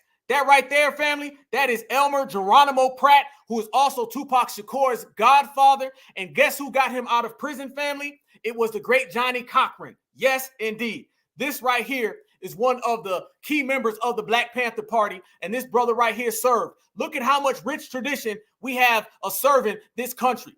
But yet we got to get told that there's no money for us and all the reparations got to go to somewhere else. Not happening. This is David Fagan, the 24th Regiment, before defecting to the Philippines during the Negro Wars, as they called it. Salute to this brother right here. This is our rich tradition, family. We ain't got to share a dollar with nobody. All right? Nobody shared none of this work with us. We ain't got to share it with them. This right here, family, is the original Black Panthers of the 761st Tank Division. These were the first Black Panthers who were responsible for freeing a lot of people in World War II, family. And then came after them was the Black Panthers in the South, and then the Black Panthers on the West Coast. Certified salute to them. When we got to share with people, family, nobody gives us this type of credit. Nobody gives us this type of love. This is what we have done for the country that we already created. This right here, a lot of people know is the Harlem Hellfighters, okay, of the 369th Infantry Division. Certified salute to them as well. Rich tradition in history, family. Rich tradition in history. Now let's get right here, family, to our good certified family right there. That's the Harlem Hellfighters again. That's another photo, fam. Let me move that further, though, and I want to show everybody that right there, family. This is the 688th Logistics Battalion, and it was comprised of all foundational Black American sisters, y'all. Foundational Black American sisters. Certified salute to them. Nobody's out here really giving them their just due. So when these people tell us what we need to do and how we need to help all these other people and how we need to give them money and how we need to assist all these other folks, tell them hell no, we've done enough for everybody else. It's time that we get what belongs to us. So certified salute to them sisters as well as them brothers. We are the ones who built this country. We are the ones who created this country, and don't let nobody tell you a damn thing. We will continue to do what we've done in honor while all these other groups are out here trying to get our money. There should be a foundational Black American certified salute from every single person on this whole goddamn country, because we've been the ones out here putting in that real work. But that is just years later. Let's go to where foundational Black Americans really got it popping. Family, y'all know all these different classifications that they've always given us, right? We've seen them all. And y'all know that there's some real merit to all of these classifications. Family, we're going to go all the way to the real facts of how foundational Black Americans built this country. We're going to talk about how certified foundational Black Americans are the originators. Well before the Harlem Hellfighters, well before the Black Panthers, well before every certified foundational Black American who was ever picking up weapons for this country, because we served in every war. That is the Revolutionary War. That is the Civil War. That is the Korean War. That's both World Wars. That's both Iraqi wars. That is the Philippines War. That goes all the way to the Afghanistan War and conflicts across the world today. Well, we know one thing for certain, family. As these people sit there and they try to run that on us, these are some of the titles in which foundational Black Americans have always been called. What we've done in this generation, y'all, we have literally changed the title. It's the first time that we actually identified ourselves. That is what's given us power. See, when you can identify yourself, you've given yourself power, and energy and pride. And we, family, have done that to the maximum in this generation. We have, for the first time, said, we're not going to go by what you call us. We are going to call us whatever we decide we want to be called. And we don't give a damn what another group does. But I want you to look at the very, very, very first one on top of that list. 1492, y'all. And it says what? It says Indian. That was the first classification for black people right here in the United States of America on this landmass. Let's go there. Since they want to talk about who's the original, they want to talk about who is the foundation, who's the native, we're going to break it all the way down. We've already exposed that they fumbled the bag. We've already exposed that they have made no ends meet with all the billions of dollars they received. We've already exposed that they're coming up with all these boogeyman hustles and schemes and plots. That's cool. Now let's talk about why they've been doing it and how long they've been doing it. There is no bigger thief of foundational black American culture than your $5 pretenders. No, there ain't, family. These people have been going around for years trying to take foundational black American heritage and culture, and they've been going around putting their name on front of it because this is what the dominant society has helped them do, and they all did it off the backs of us, so therefore they can take what we've created. Our indigenous status is the number one threat to everybody who comes to the United States. Why is it that way? Because our indigenous status, y'all, is the one thing that gives us the up above everybody that comes to the United States of America. You can't come over here talking about what you did. You can't come over here saying what you entitled to. You seen all those people I just showed that has served this country? Nobody else has that history. Nobody else has the rich tradition, what we've done. Nobody. So this is why going all the way back to the beginning of when the settlers came over here, they were trying as quick as they could to find a tether, a buffer to put in front of foundational black Americans because they knew that they were going to have to deal with us. In other ways, fam, they came over here and seen that we was about that life. And they said, let's go find somebody who ain't about that life and let's give them FBA culture and therefore we can get it. So look at that right there. Indian. I want y'all to notice the first one says Indian. Why does the first one say Indian, family? Because that is who they thought they came across when they got here. Don't let nobody tell you for 1 iota, 1 second, that when they got over here, what they saw was a bunch of red folks. No, the hell they did not. When they got over here to the United States of America, the first people they saw were black folks. That is who they seen. That's what they wrote about in every diary. That's what they wrote about in every single scripture that they created. They know that foundational black Americans were here. So they said, them folks is about that life. And also, these are the folks that we see in circumventing the planet. Let's go ahead and do some reclassification and let's do some word games. Fam, the dominant society does that now. So you have Indian, then you have slave, then you have Negro, black, Negro, colored, African-American, black, African-American, minority, black, African-American, and now we say foundational black American, which brings in a whole different type of energy. So they started trying to reclassify, fam. Let's go back to the original history. See, if you want to understand the United States of America, you got to go all the way back to day one. And I'm not talking about day one when all of the invaders came over the Bering Straits. No, no, no. I'm not talking about day one when all the W's came in 1492s. No, no, no. If you want to understand the history of this landmass and the history of foundational black Americans, and I'm talking about the DNA, I'm talking about the blood, I'm talking about the spirit, then you got to go back thousands of years because that's how long we've been here. So you've had multiple waves of black people who've come to this country. You had the original, and then you had the second wave, the third wave, the fourth wave. What makes us great and exceptional, family, and separates us from everybody is that we are a collection of all the indigenous, all the natives, and then when the slaves came, you mix all that up, you got the foundational black American standing here. There is a 99% chance that everybody in this chat right here, including me, we are all a mix of the slaves and of the indigenous black people. A foundational black American, you cannot just pick and say, oh, that wave of black folks. No, hell no. That's cutting it short. You can't say, okay, those two waves of black folks. No, no, no. In order to talk about us, you can go back to the slave trade, but then you got to hop in that time machine and go back thousands of years before then. well before folks came over here. And we're going to break down the folks who came over here, and we're going to talk about how every single group got here, and we were already here. We don't run, we don't hide, we stand on business, and we multiply. Family, the same way they put Indian in there, and that shows you that black folks were the first people that they seen. I want y'all to see this right here. History don't tell no lies. History don't tell no lies. I posted this just the other day, family. Go look up vintage Indian dolls, y'all. And I'm going to tell you one thing you see. Mind you, I said vintage. Vintage does not mean yesterday. Vintage does not mean last night.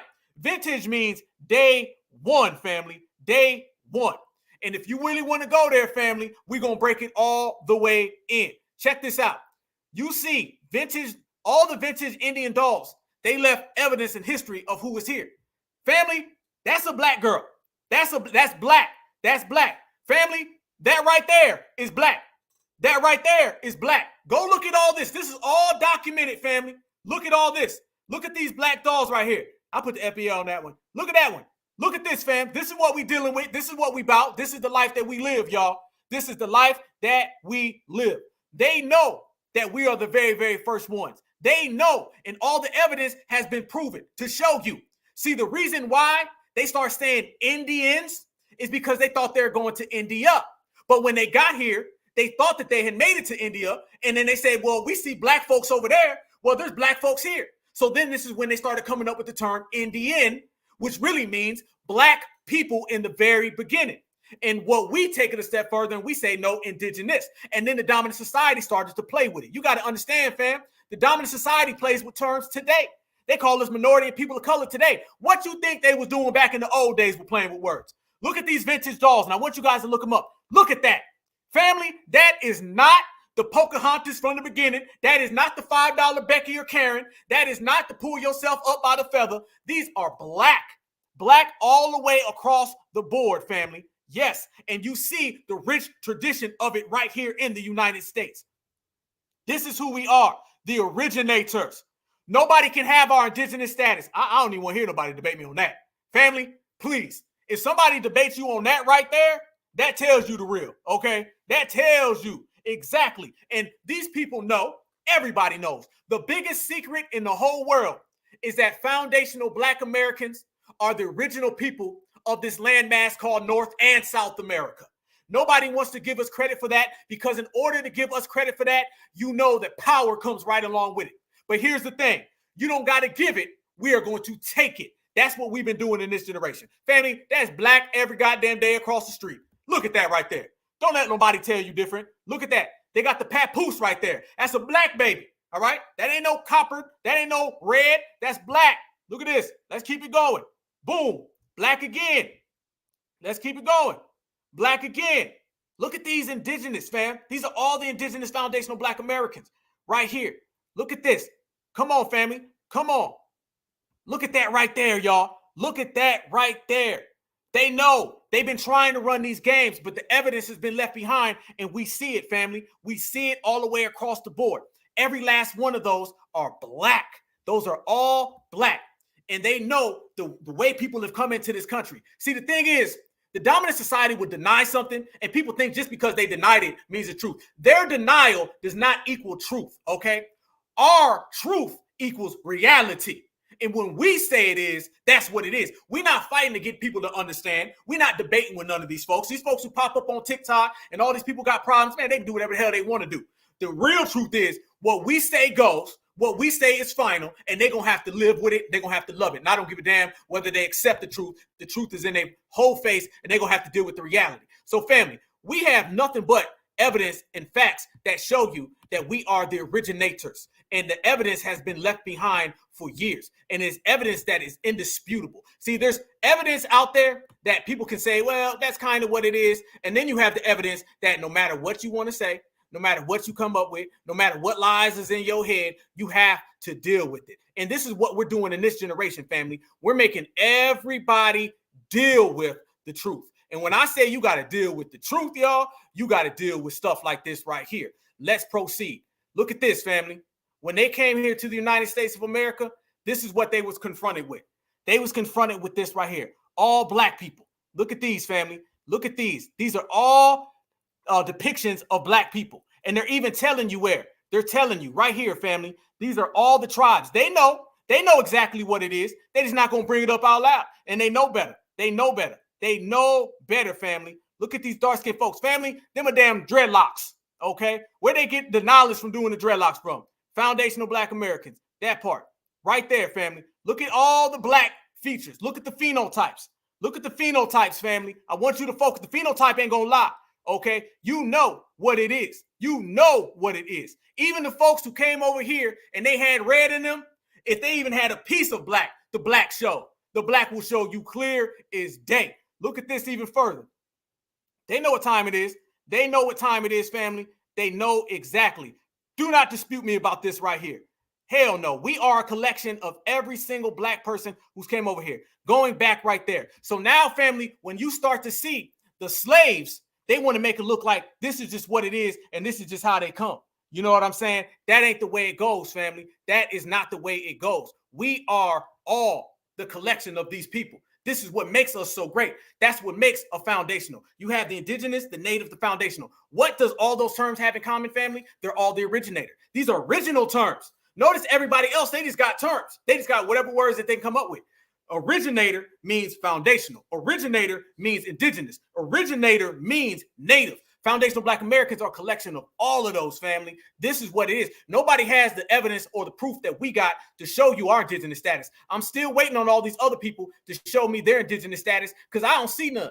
I don't see none, family. I see indigenous status when it comes to us. I see us really breaking it down, rolling it up, but I don't see these other communities because these other communities do not have them, family. They do not. But let's go to some of our master teachers, family. Let's go to our master teachers. I want to send a big certified salute right here, family, to Dr. David M. Hotep. If you guys have never heard of Dr. David M. Hotep, please check him out. He just passed away recently. Certified salute to Dr. David M. Hotep. Dr. David M. Hotep, he broke down a lot of the same work that Dr. Ivan Sertiman was working on. And it goes to show you that our presence here predates everybody's presence. We've been in here since day one. Like I said, not 2, 3, 4, 5, day one. And there's a big difference, family. They know the roots in which we came here. Everybody understands how FBA became. They just keep it secret. And then they put all these buffers in front of us. All these people who came over here, and they came over here from the Barren Straits, all the red folks, we know they came here years later, lifetime generations after.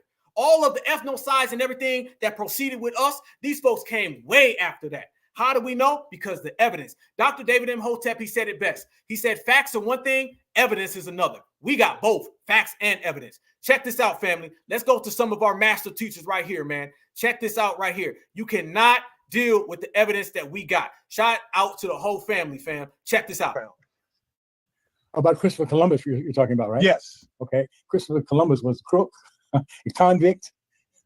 And I could go on for all kinds of adjectives to describe Christopher Columbus. Okay. So he came over, and the Indians, of course, who were black. All right. And we can see, look behind, if you turn around and look at that picture. Oh, listen to what he said. Rest in peace to Dr. David M. Hotep. Listen to this right here, family. By the way, Dr. David M. Hotep, his books are all peer-reviewed. All right, peer-reviewed books. Please check them out. Type in Dr. David M. Hotep. Rest in peace to him. He had books that were so evidentiary. They had photos and everything. They also had prints and all, and they were all peer-reviewed empirical facts. I could go on for all kinds of adjectives to describe Christopher Columbus. Okay. So he came over, and the Indians, of course, who were black. All right. And we can see, look behind, if you turn around and look at that picture, or you don't have to turn around, you can see behind you, right? Right, yeah. Okay. Well, you see all those people are black Indians. They're no white Indians. Oh, wow. I think I have another photo of it. Let me see if I can find it while you're talking. Go ahead. Keep talking. Listen to what he said. They're all black Indians. There's no white Indians. So don't let nobody come over here with these $5 talking about something. They're on our reservation being mean to us. Man, oh my goodness. No, your ass is from the trailer park. Let me see if I can find it.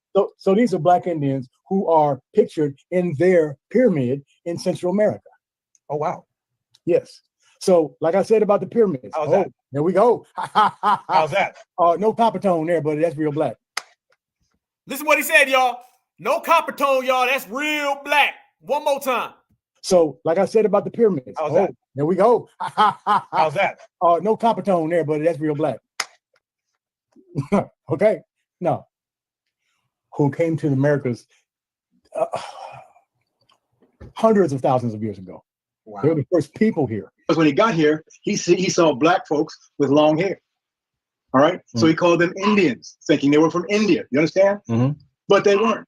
These are black folks, and black folks can come in all shades, all colors, different kinds of hair, from very, very curly, crisp hair to long. Listen to what he said, family. I want to break that down. Listen to what he just said right there. Y'all know, black folks, we come in all different shades, especially foundational black Americans. We got our light-skinned brothers, we got our dark-skinned brothers, we got our light-skinned sisters, we got our dark sisters, but we all the same. We don't fight over tribes and have whole caste systems based on color. No, we come in all different shapes. We come in all different sizes. That's the beauty of us, because we, once again, we are the element of all things that have come to North America. That is the slaves, that's the indigenous, that's the native, and we're a mixture of all of them. Like I said, everybody in the chat, me, all of us included. We have the blood of the foundational black American slaves who came here, but they were the fifth wave. You also have all the dynasties. You also have the indigenous people, everybody who came here to this landmass. We are a collection of all of them. That's what makes us exceptional above everybody else. To be honest, fam, when you travel the world and you start to see other black folks, they're pretty much one, maybe two different breeds of black folks. We have about 4 or 5 of them all in us right here. And that's what makes us exceptional. That's why we're on just a different level. And we got all different shapes and sizes. We got different hair. We got different skin tones. But y'all know when we go to the barbecue and when we got the family reunion, I don't know about y'all, my family reunion got about every shade of black person that shows up. We got the dark skin, we got the light skin, and we all family. And if you run up on one, we gonna get you. You feel me? That's how we roll. How many of y'all got light skin and dark skin cousins? You feel me? You don't know. Your auntie may have green eyes. Your uncle may have hazel eyes. Everybody else got regular brown eyes. It doesn't matter to us. Some may have dreads. Some may have a fade. Some may have braids. It don't matter. We come in every single different color. And they've been trying to play this game with our colors. So they'll say, well, no, that right there is this type of black person. And that over there is that type of black person. Knowing foundational black Americans come in every shade. Knowing foundational black Americans are. So how do you have all of these different foundational black Americans with all these different shapes and just beautiful? Because we're beautiful people. Nobody's more beautiful than the foundational black American. I don't give a damn if nobody says. They can take that however they want to take it. We are beautiful people.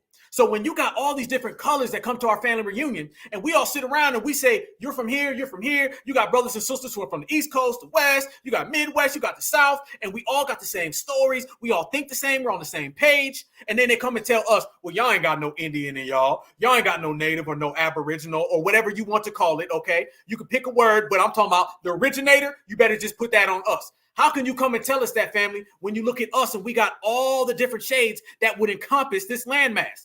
We're not red folks from over there. Our red is a different red, okay? Our brown is a different brown. Our black is a different black. But you mix it all up, you got FBA, family. So they can't tell us who come in all these different shapes and sizes who we are. We know who they are. They don't know who we are, but they're going to find out. We got more. Dr. David M. Hotep broke it down, and we got more master teachers that tell you exactly what it is. Certified salute to him once again, you guys. In all shades, all colors, different kinds of hair, from very, very curly, crisp hair to long hair, like the native Indians today in India. They have that long hair. We have the shortest people on earth, okay, the Twa, the Pygmies, okay, to the tallest people on earth, the Watusis, 7.5, sometimes 8 feet. So we have been here on the planet. They're wrestling. Right here, family. This you already know. Dr. David M. Hotep broke down the real. Now let's slide this. The Kaba High Wath Combinate certified salute to him. I got to bring him back on the show again, you guys. I got to bring him on back. Watch exactly what our master teacher says. Dr. Kaba breaks it down and he says it the best way, family. He says the people who get the credit for being the original indigenous are not the real indigenous. We are. Everything that we're saying right here. Watch Kaba High Wath Combinate break it down the same way we do it, y'all. He's going to tell you exactly about the different ways who come, and he's going to tell you about how the people who've been running around saying that they're the natives are really the imposters. They're really the fakers. We are the real indigenous, and it ain't up for debate. Our master teacher's going to master teach. With who the first Americans are. The people that you see right now that are getting credit for being indigenous people, they're not the first peoples. They're the fifth migration of human beings. The first migrations that came to the American continent were short. Whoa, one more time. Sometimes 8 feet. So we have been here on the planet. They're wrestling with who the first Americans are. The people that you see right now that are getting credit for being indigenous people, they're not the first peoples. They're the fifth migration of human beings. The first migrations that came to the American continent were short-statured African people known as the Paleo-Americans, or who we call the Twa and Buti. The second were who we call the taller stature African, known as the Clovis Folsom. The third migration coming to this country were known as the Algonquin. The fourth are known as the Inuit, or who are derogatorily called the Eskimo. Eskimo is a derogatory term towards the indigenous people that we call the Inuit. The fifth migration came in large numbers, and they were escaping the Mongol invasions like Genghis Khan. And they came across. That's who we give credit for the Bering Strait. The first. Right there, right there. Listen what he said. The last people who came, the invaders, they're the ones who came over the Bering Straits, which is coming over from Asia, coming over from the USSR, Russia, over into Alaska, down through Canada. Those are the people that made deals with the dominant society. Those are the people that the dominant society used as the buffers against us. Those are the same ones who are popping up now and saying that we're the boogeymans against them. It all goes back to that. Watch it, family. The fifth migration came in large numbers, and they were escaping the Mongol invasions like Genghis Khan. And they came across. That's who we give credit for the Bering Strait. The first Africans that came to America came from Africa to America. And that's it right there. They came here from the last land bridge connecting Asia to the Americas. Family, these people came historically anywhere between 11,000 years and down. The original black people that are foundational black Americans, they came here 80 to 100,000 years ago. Now, we all may not be mathematicians up in here, but last time I checked, if you came here 8,000 years and down, you ain't foundational when people been here 80,000 and up. 80,000, 8,000. Okay, 8 down, okay, 80 up. Foundational black Americans, us, the originators, we came here 100 to 80,000 years ago. And from what I've heard, and Kaba told me personally, he said they're going to push back that evidence. It's going to blow people's mind. And we're going to find out that it may have been even further than that. This landmass has been conquered by us before these people showed up. As a matter of fact, foundational black Americans, the indigenous, the originals, have been here so long that by the time the invaders came from the Bering Straits that we're talking about, when all the $5, all the pretenders came, there had already been 4 or 5 different versions of us. You saw he said 5 waves. He named 4 of them before they ever showed up. That's why a lot of people use the term invader, because those people were not the same. So when you start talking about the original ones, you're talking about the black ones. When you start talking about the late ones, you're talking about the red ones. It's easy as 1, 2, 3. You don't need no science class, family. All you got to do is be certified foundational black American excellent and listen to the master teachers, because they laid it all out for us, family. They can't go there with us. They don't want no problems. I said they asked for the smoke today. I said we was going to bring the smoke, and I said the receipts was going to come. Well, they coming. Ring them on up, family. Ring them on up. That right there. Asia to North America, family. And how do we know? How do we know? Let me say this one more time. Let me run this back, family. How do we know that they came late? Because the Bering Straits, that's called the 51st parallel. That was all frozen, okay? You could not have crossed that until 8,000 years and down, okay? Because it was an ice block. So anybody telling you that all of the bones that are found here that are 80,000 years, okay, to 100,000 years. All the mounds, y'all know about the mounds here. You got mounds in Tennessee, you got mounds in Georgia, you got mounds all through Ohio, the Twa people that Dr. Kabahai the Combinate was just speaking of. We know about all of the mounds here. Those things all predate those people who came here from the Bering Straits. We know these people came here from the Bering Straits based on DNA evidence. You notice they don't ever want to talk about that. When they start talking about our DNA evidence, they trace it all back here hundreds of thousands of years ago. All been carbon dated, all have been accurately assigned. When you start talking about them, all this stuff goes back to where, family? It goes back to who? It goes back to Asia. So we know that they came over the Bering Straits. But here's the thing. When you hear about the Bering Straits, it can only have been 8,000 years and down, because that part right there was landlocked. It was an ice cap, and it did not melt until 8,000 years and down. So anybody telling you that the red people came over here before 8,000 years is a damn liar unless they was walking over an ice cap, eating on the ice cap where there's no vegetation or any food. So basically, we call they ass bluff certified receipt. You can't deal with the truth, family. You cannot deal with the truth at all. We are in the building, y'all. Check this out right here. That is the ice cap. They wasn't walking across that till 8,000 years down. So what that does, family, that completely erases the thought that they came here when we came here. You couldn't have unless you came from the other side, and the people who came from the other side were us. We had already walked from the East Coast all the way down to the West Coast, and then we had already came from the South all the way up through the North. Try somebody else. Placing blacks and making blacks equal to these immigrants coming into the country. So there would be no justification for doing anything specifically for the native black Americans. Native black Americans are not immigrants. They never been immigrants, because once they put on those slave ships coming to America, they were stripped. They were de-Africanized. Everything dealing with Africa was stripped out of them, not only on the ships, but also what they call a seasoning process. And once they got into the Caribbean or into lower in the South Carolina, they were put into a seasoning process where everything relating to Africa was stripped out of them. They know nothing about Africa. They haven't got any relatives, cousins. They don't get Christmas cards and greetings, New Year greeting from Africa. They know nothing. Their real name should be Native Black Americans. They were here before 99% of all the other people, immigrants, ever came to this country. They're the old. About Christopher Columbus, you're talking about, right? All the way back around, all the way back around. They ain't got nothing for us, family. They ain't got nothing. They better try somebody else. They better try somebody else. Like we said, we are the originators here, family. We are the originators. Yes, we have all of the different elements of black people who came here, including the slaves, including the indigenous, but they all came here as one. So what ended up happening when all of these people were here? When Columbus and everybody got here, family, the first thing they realized is that these were black folks here. And it's the same thing that we spoke about last week when they had to go all the way down from Carolina to Florida and they created the state of Georgia, my home. The reason why they had to do that, because when they went down there, they encountered black folks. Every corner they turned, they were encountering black people, not red folks. So they said, let's do what we do today. Let's take the FBA and let's call him a person of color. Let's take the FBA and call him a minority. Let's take the FBA and say, well, you guys are BIPOC. The dominant society has been playing a word game for years, family. And the word games go all the way back to the old times. You've seen it way back in the day. They do it now. So they said, let's go get these people over here who are going to be more willing to work with us, who are going to basically bow down, who are basically going to be submissive. And then what we'll do, we'll give them the history of all the original people.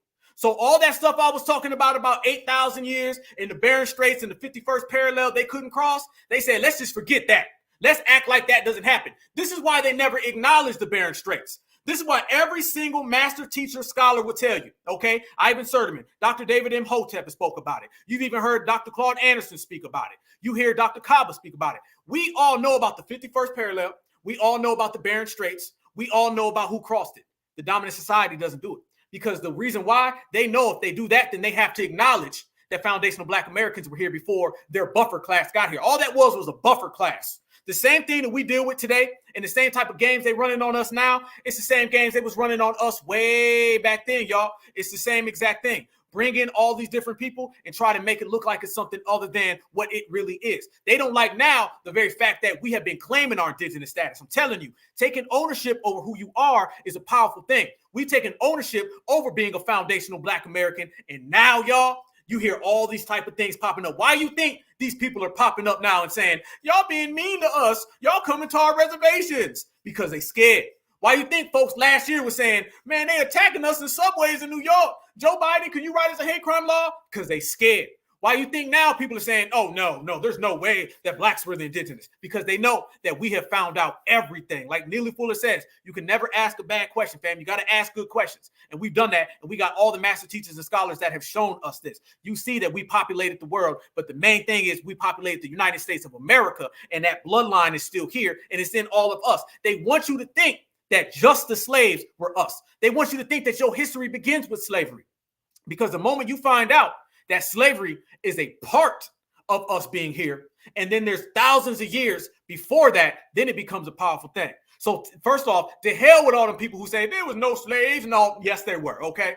But the slaves, when they got here, they also seen the indigenous people, and then they mixed in with them because we all got that soul, that spirit, and they mixed in. And the dominant society said, well, let's go ahead and reclassify all of the indigenous people as slaves. That's what the dominant society ended up doing. Same way they want to reclassify us as immigrants now. They're out here right now trying to tell us we're immigrants and we're migrants when they know damn well that we are indigenous and we are the aboriginal people who came here. They know that. They know that. But what they're trying to do is they're trying to mix us in with all those other groups. That is what they're trying to do. It's the same thing they did back then. They said, let's mix the indigenous people that have already populated this whole landmass. Let's mix them in with the slaves. Because if we do not, that means we have to acknowledge that people are already here in America. That means we have to acknowledge that we didn't bring them all over here as slaves. They thought they was going to come over here with some slaves and say, man, we here with slaves. Mind you, everybody knows black folks is already on the boat anyway, but that's another conversation. They want to make it look like the indigenous and the natives were the slaves so they could say, we're responsible for all y'all coming here.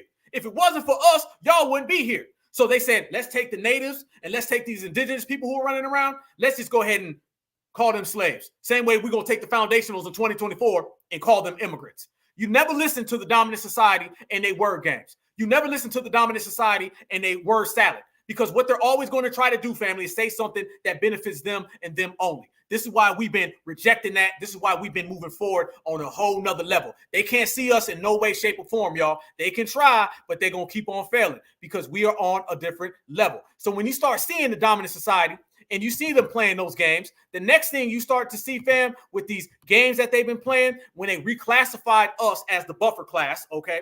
And then when you seen they had all of those red folks who came over here and wanted to be their friends, then you start to see all these $5 pop up. So now they want state claim in the indigenous. So think about it. They want to take foundational black Americans who are indigenous, say all you guys are just slaves. There's nobody here before we got here. That's how you got Columbus in 1492. And then they said, but what we'll take all of these different red folks, we'll make amends and we'll make deals with them. Because when they seen the black folks, the maroons, they knew we was about that life. When they seen all the red ones, they said these folks will do what we tell them to do. You know, the dominant societies are always trying to find people. What do we say now? Fam, ain't nothing new under the sun. Right here today, they will go get somebody who came here, who's a migrant, and they'll make deals with them because FBA don't play. The same thing they did back in the old days. They went and made deals with the Red Indians because the FBA back then didn't play. They find who's about their life and who ain't, and then they pick the side of the weak one. That's what they always do. It's the same thing they're doing now with the migrants. Is what they did back then. The dominant society recycles it because they have nothing else. So what they end up doing then, they say, well, I got another idea. How about we start going down, go to the reals and give them $5 and become $5 FBAs. Yes, you got $5 FBAs, you got $5 Indians, but they're all $5 us. When you deal with us, family, you're talking about layer of imposters. When you get rid of imposter 1, you got to get rid of imposter 2. When you're done with imposter 3, you got to get rid of imposter 4. And then you get to the root, a root in which we are completely highlighting and exposing. So when you started to see them making amends with these people, you start seeing stuff like this, y'all. Tell me. Now, let me ask this question. All these people who've been running around and they've been getting mad at foundational black Americans and they've been saying how we being means to them, y'all notice they don't ever say nothing about all these $5 Indians. You notice that? They got all this smoke for FBA, but they don't never got smoke for people like Elizabeth Warren running around. Family, you tell me. You tell me what you see here. That's a $5. Okay. There goes another $5. Dog the bounty hunter. Ho. Hold up. Wait a minute. This is what they ain't got no problem with, y'all. Look at this. They ain't ever got no smoke for that. $5. All these $5, y'all. They don't never say nothing about them. $5. There go another $5. Look at this. This right there, family. That is what's been going on. They don't never say nothing. They worried about FBA who ain't worrying about them. How come you ain't worried? Look at that guy. Whoa. This guy first, that guy looked like John Wayne. All right. That looks like John Wayne. You out here talking about FBA has an erasure on your culture and you letting John Wayne run around here and act like he's an Indian. You ain't got nothing for him. You don't say a word about him taking your culture. Look at this guy right here. Look at this next guy right here coming up right there. This man looked like he just left the trailer park. How come you ain't got no smoke for these people trying to steal your culture? How come you ain't never got no problem with these people trying to steal what you've created? Why are you always worrying about foundational Black Americans? How come you always trying to tell us, y'all took our culture, man, y'all mean, FBA, y'all just mean people now. How come you ain't worried about these people? These are your real problems. Or is it that you don't say nothing to them because deep down inside, them is your buddies that you want to be like? We ain't done. $5 again. Look at, oh God, look, family. No, run that back. Look at that $5. Look at that $5, family. They not playing. You don't hear none of these TikTok pretendians coming out and saying anything about these people. They ain't said one single solitary word about all of these people out here who are stealing their stuff because they're allowing them to do it because that's who they love. Jesus goodness. Look, come on now. Come on. $5 right there. Whoa. I got receipts on them. Look at these names, family. They've all been exposed. This lady's name is Claudia Lawrence, and she's been accused of faking Native American ancestry. Okay. This lady's name is Carrie. She was ousted from her post as Canadian's top indigenous health expert after claims her membership in their nation was debunked. So she's a $5.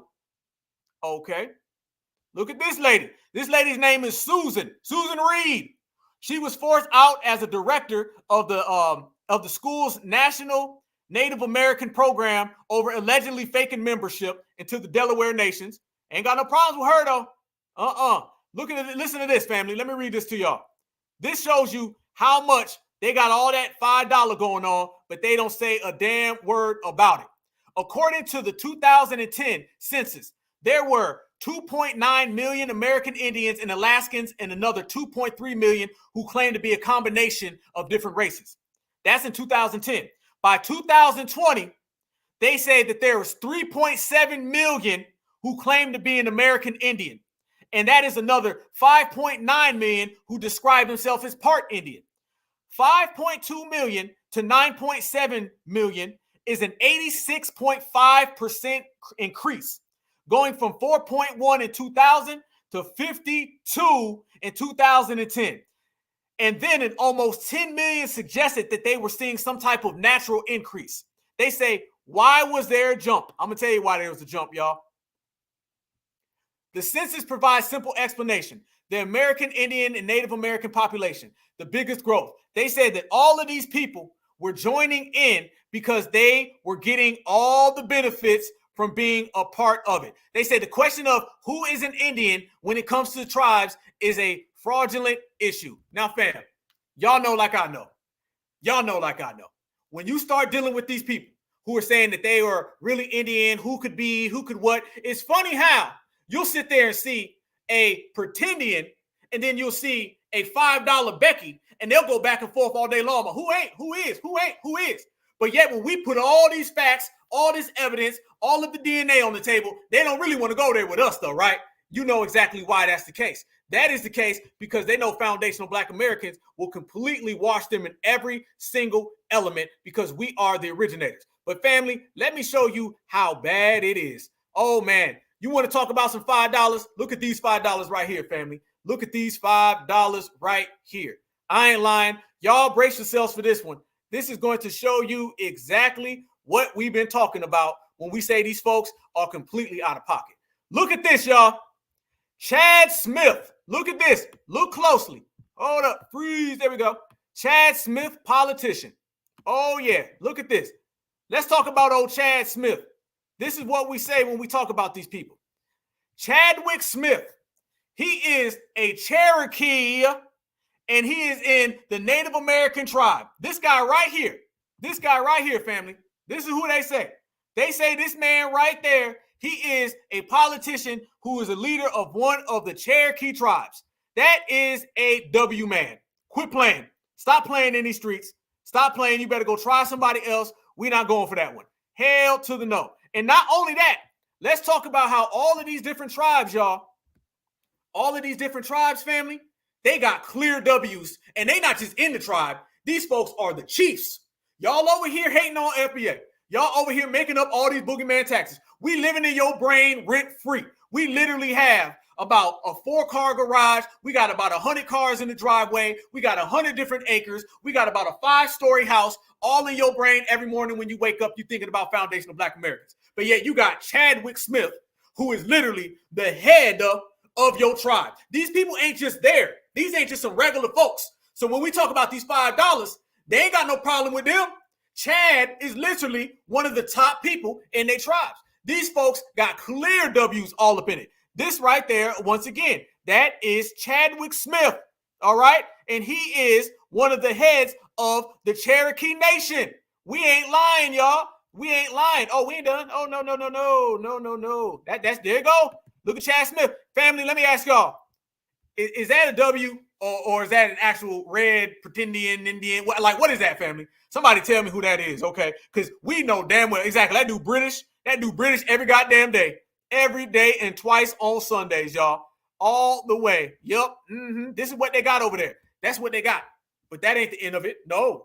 No. This is what they got going on over there. Let's go ahead and expose them. I told you. They asked for smoke for foundational Black Americans, and we giving them the smoke. Let's talk about this guy right here. How about Bill John Baker? Let's talk about him. Bill John Baker is a Native American Cherokee Nation politician who served as a principal chief of the Cherokee Nation. Family, I want y'all to say hello to the principal chief of the Cherokee Nation. That's the Cherokee Nation right there, family. That is the principal chief. That ain't just some regular guy. Nope. We got to call him for what he is. We got to call it what it does. That right there, that is the principal chief of the Cherokee Nation. That man right now is one of their leaders. They love them some him. Oh, I'm going to tell you that today. They love him. They pay him back with interest. That's their guy. That's right there. That's their modern day. Okay, hold up. No. We ain't done. We don't hide. We don't run. This is how I go. Check this out. If Chadwick ain't bad enough or whatever, John Baker or whatever, if he ain't bad enough, I want y'all to say hello. Say hello to Wilma. Let's say hello to Wilma. Wilma Pearl, man killer. She said, what's the name what would they call me? What's a good name I can come with that sounds like an Indian? I got one, man killer of Cherokee Nation. She was a Native American activist and social worker. She was also elected to serve as a principal chief of the Cherokee Nation. Y'all say hello to Wilma. Wilma, how's it going in the trailer park? I just want to know what y'all got going on. Did you get some new meth today? Is the meth good for you? Okay, I'm sure it is. Everybody say hello to Wilma. That is right there, the principal chief. So this is when everybody's talking about foundational Black Americans being mean to them. This is what they ain't got no problem with. This is it right there. Okay. Wilma, we ain't done. Oh, no. They family. Hey, listen, we was just focused on the bag. We was just getting our reparations money. We out here doing all our full court presses. We educating and empowering ourselves. And then we wake up and all of these folks from the $5 community claim that they want to declare war on FBA and they got smoke for us. So we going to give them what they asked for. I'm a model citizen. We going to give them that smoke. You asked for it. Don't be mad. Here we go. We going to give them some more smoke. So after we talk about Wilma, oh, y'all got to see this. Y'all say hello to West No Fire. I'm sorry. That's really his name. John Wesley West. Vanilla Ice. John Wesley West No Fire is a Cherokee Nation, an American politician, and a former heavyweight boxer. And he is of the Oklahoma Native American Affairs Liaison. That right there is Wesley West. Wesley West said he is a $5 and he make them all holler. That's what he is. That's Wesley West, y'all. He is in the building and he ain't playing. That's the $5 Indian in the building, y'all. This is who is leading. Mind you, none of these people that we're showing right now are just low people. These are the heavyweights in the community. These are the people who are actually the main ones in the community. These ain't just a few people. These are who they allow to run their tribes. Funny style. Okay, that's Wesley West. All right, let's look at Sarah. Look at Sarah. There you go. Sarah right there. That's another one for you. Sarah, she is another one of these people. Nicolas Cage. You ain't lying. They done let Nicolas Cage become the principal high chief. You feel me? You got the damn Nicolas Cage, the high chief. You done had goddamn Kevin Bacon in here. I think I seen Bruce Willis. I mean, damn, they not playing in these streets, y'all. They is not playing. This is who they said they want Massa. They can't get away from Massa. That right there, and we're going to show you another one. These are all people of high ranking accord in a community. And let's look right here at Kevin Stitt. All right, Kevin Stitt is an American businessman and a politician serving as the 28th governor of Oklahoma. He is a member of the Republican Party, and he is a member of the Cherokee Nation. Yes, indeed. Stitt is the second Native American governor after former Oklahoma governor. Bam. So y'all right there, that is $5 number 17 in the third. And this is who they love. This is their people. Now, they wake up mad at foundational Black Americans. They got issue with us. They don't like what we've been out here doing in these streets, but they don't mind sending all these people in. No, they let these folks come in scot-free. Why do they let these folks come in scot-free, family? Because they've been making deals with the dominant society forever. They've always made deals with the dominant society, because when you start dealing with the Pretendians, you're dealing with the very first tether.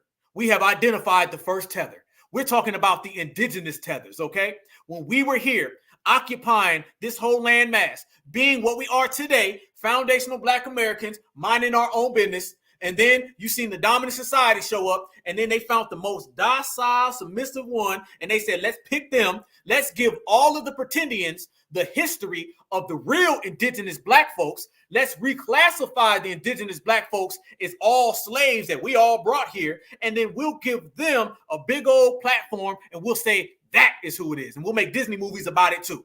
That's what happened, fam. And when you start talking about all the indigenous people, you also have to talk about Malcolm X. Malcolm X, you guys, he even admitted it. So when we talk about Dr. Clyde, we start talking about Dr. Claude, we start talking about Dr. Kaba, we start speaking of Dr. David Imhotep. Y'all know that Malcolm X, he even spoke about who the Aboriginal people were.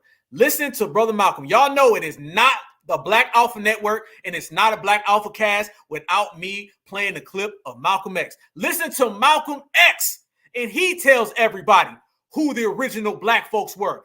This history and these facts have been on the table.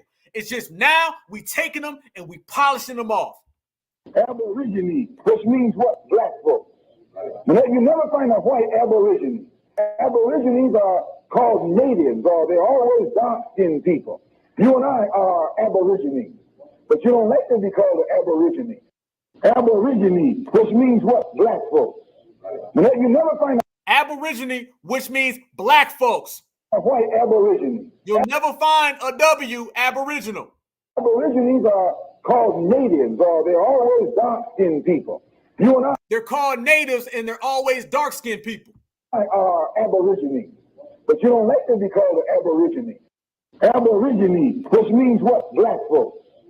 Brother Malcolm, Brother Malcolm, Brother Malcolm. Yes, Brother Malcolm. That right there. Brother Malcolm even put it on the table, y'all. Listen what he said. Aboriginal, which means Black folks. You and I are Black folks. You never see a W aboriginal. You never see a red aboriginal. Soon as you see a W who says he's an aboriginal, that means he's disqualified. Soon as you see a red one who says that he is an aboriginal, that means he is disqualified.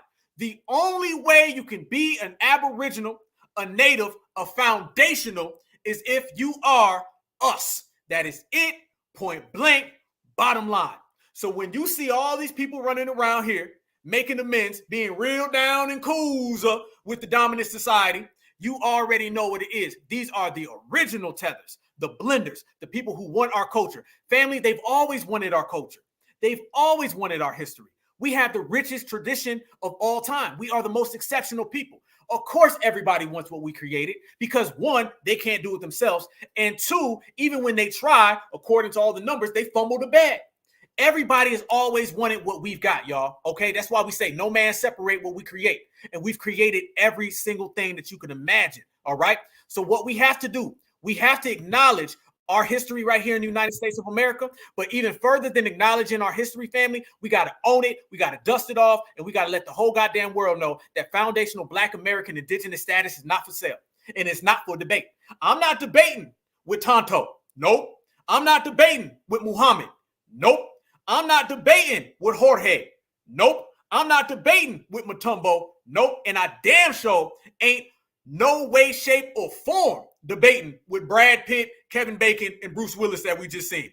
Hell to the no. This is a new time, this is a new era, and this is a new day. So when they got over here and we done laid all the receipts, I told y'all they wanted to smoke, consider them completely canceled. Foundational Black Americans, we were here, and then they said, let's go find these easy people. So they went and got them all of their little tethers and buffer class, right? And then it gets worse than that. Y'all know, beyond the reclassification, beyond them tethering onto us, beyond them trying to steal our rich tradition, one of the other things they did, y'all know that everything that we say is 100% purified and true, right? How do you know what we say is true about all of the red ones being all of the W ones, new buffer class, first buffer class? How do you know that the red ones have been the puppets for the dominant society? Okay, because you got the Black indigenous certified, and then you got all the red ones who came, as Dr. Kaba said, 5 waves late. How do you know that they've been the buffer class? I'm going to tell you why. Because they all fought in the Civil War, and they fought for the Confederacy. We going there, family. We got 690 people in here. Smash that like button, y'all. Smash that like button. Subscribe to the Black Alpha Network. We building, we working, we shining, we grinding, y'all, and they can't stop us. We do this. You know that when it came to the Civil War, the same Civil War that foundational Black Americans, and I mean the indigenous and I mean the slaves, because they always talk about, well, you know, the slaves, they fought in the war, so did the indigenous, the maroons, and everybody. There's never been any type of conflict or activity in this country that foundational Black Americans did not mount up together and ride. What I say in the beginning of this episode, fam, I said, regulators, let's mount up. We're going to do some regulating, right? We've always rode for each other. We have a rich tradition and culture of riding for each other. Something happens to one of you guys, I'm riding. Something happens to me, I know y'all ride. This is what we do. So the indigenous, the native, the originators, they all fought in the Civil War, as well as the slaves. And by then we were intermixed anyway. So we all moved as one. Who was over here fighting to maintain slavery? Who was over here fighting to keep slavery? The same people that on this episode we have identified as the dominant society's original buffer puppets was the red ones. The red $5 pretendians were the ones that were out here fighting with the Confederacy. And they didn't just fight kinda. No, you got your 5 civilized tribes, and then out of all the 5 civilized tribes, family, what ended up happening? They ended up siding, making deals, and this is what got you the 1866 treaty, in which we are about to break all the way down, y'all. Yes, we are. It wouldn't be certified if we didn't go there, and we're going to go all the way there. There's only one way to go, and that's all the way in. So we about to go all the way in, y'all. I want you guys to see this. I want you guys to see this. This has to be seen. This is very, very, very important. When you start talking about them and their relationship with the dominant society, I want y'all to notice that it's been like this for a long, long time. And I'm going to let Dr. Claude Anderson break down exactly what we've been known for a long time. And the 1866 treaty was nothing more than the dominant society telling that same buffer class, you guys do our dirty work, you guys replace FBA, you guys pretend to be them, and you're going to get reparations. Why y'all think they got their reparations?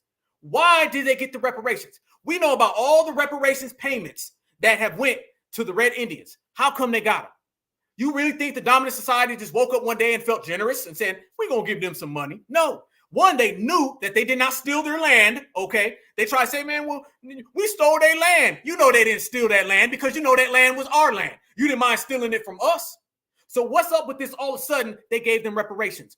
Reparations, I'm talking about every reservation. I'm talking about all the school, all the benefits, that $33 billion, that $13 billion, that $66 million that Joe Biden just signed by an executive order in December 2023.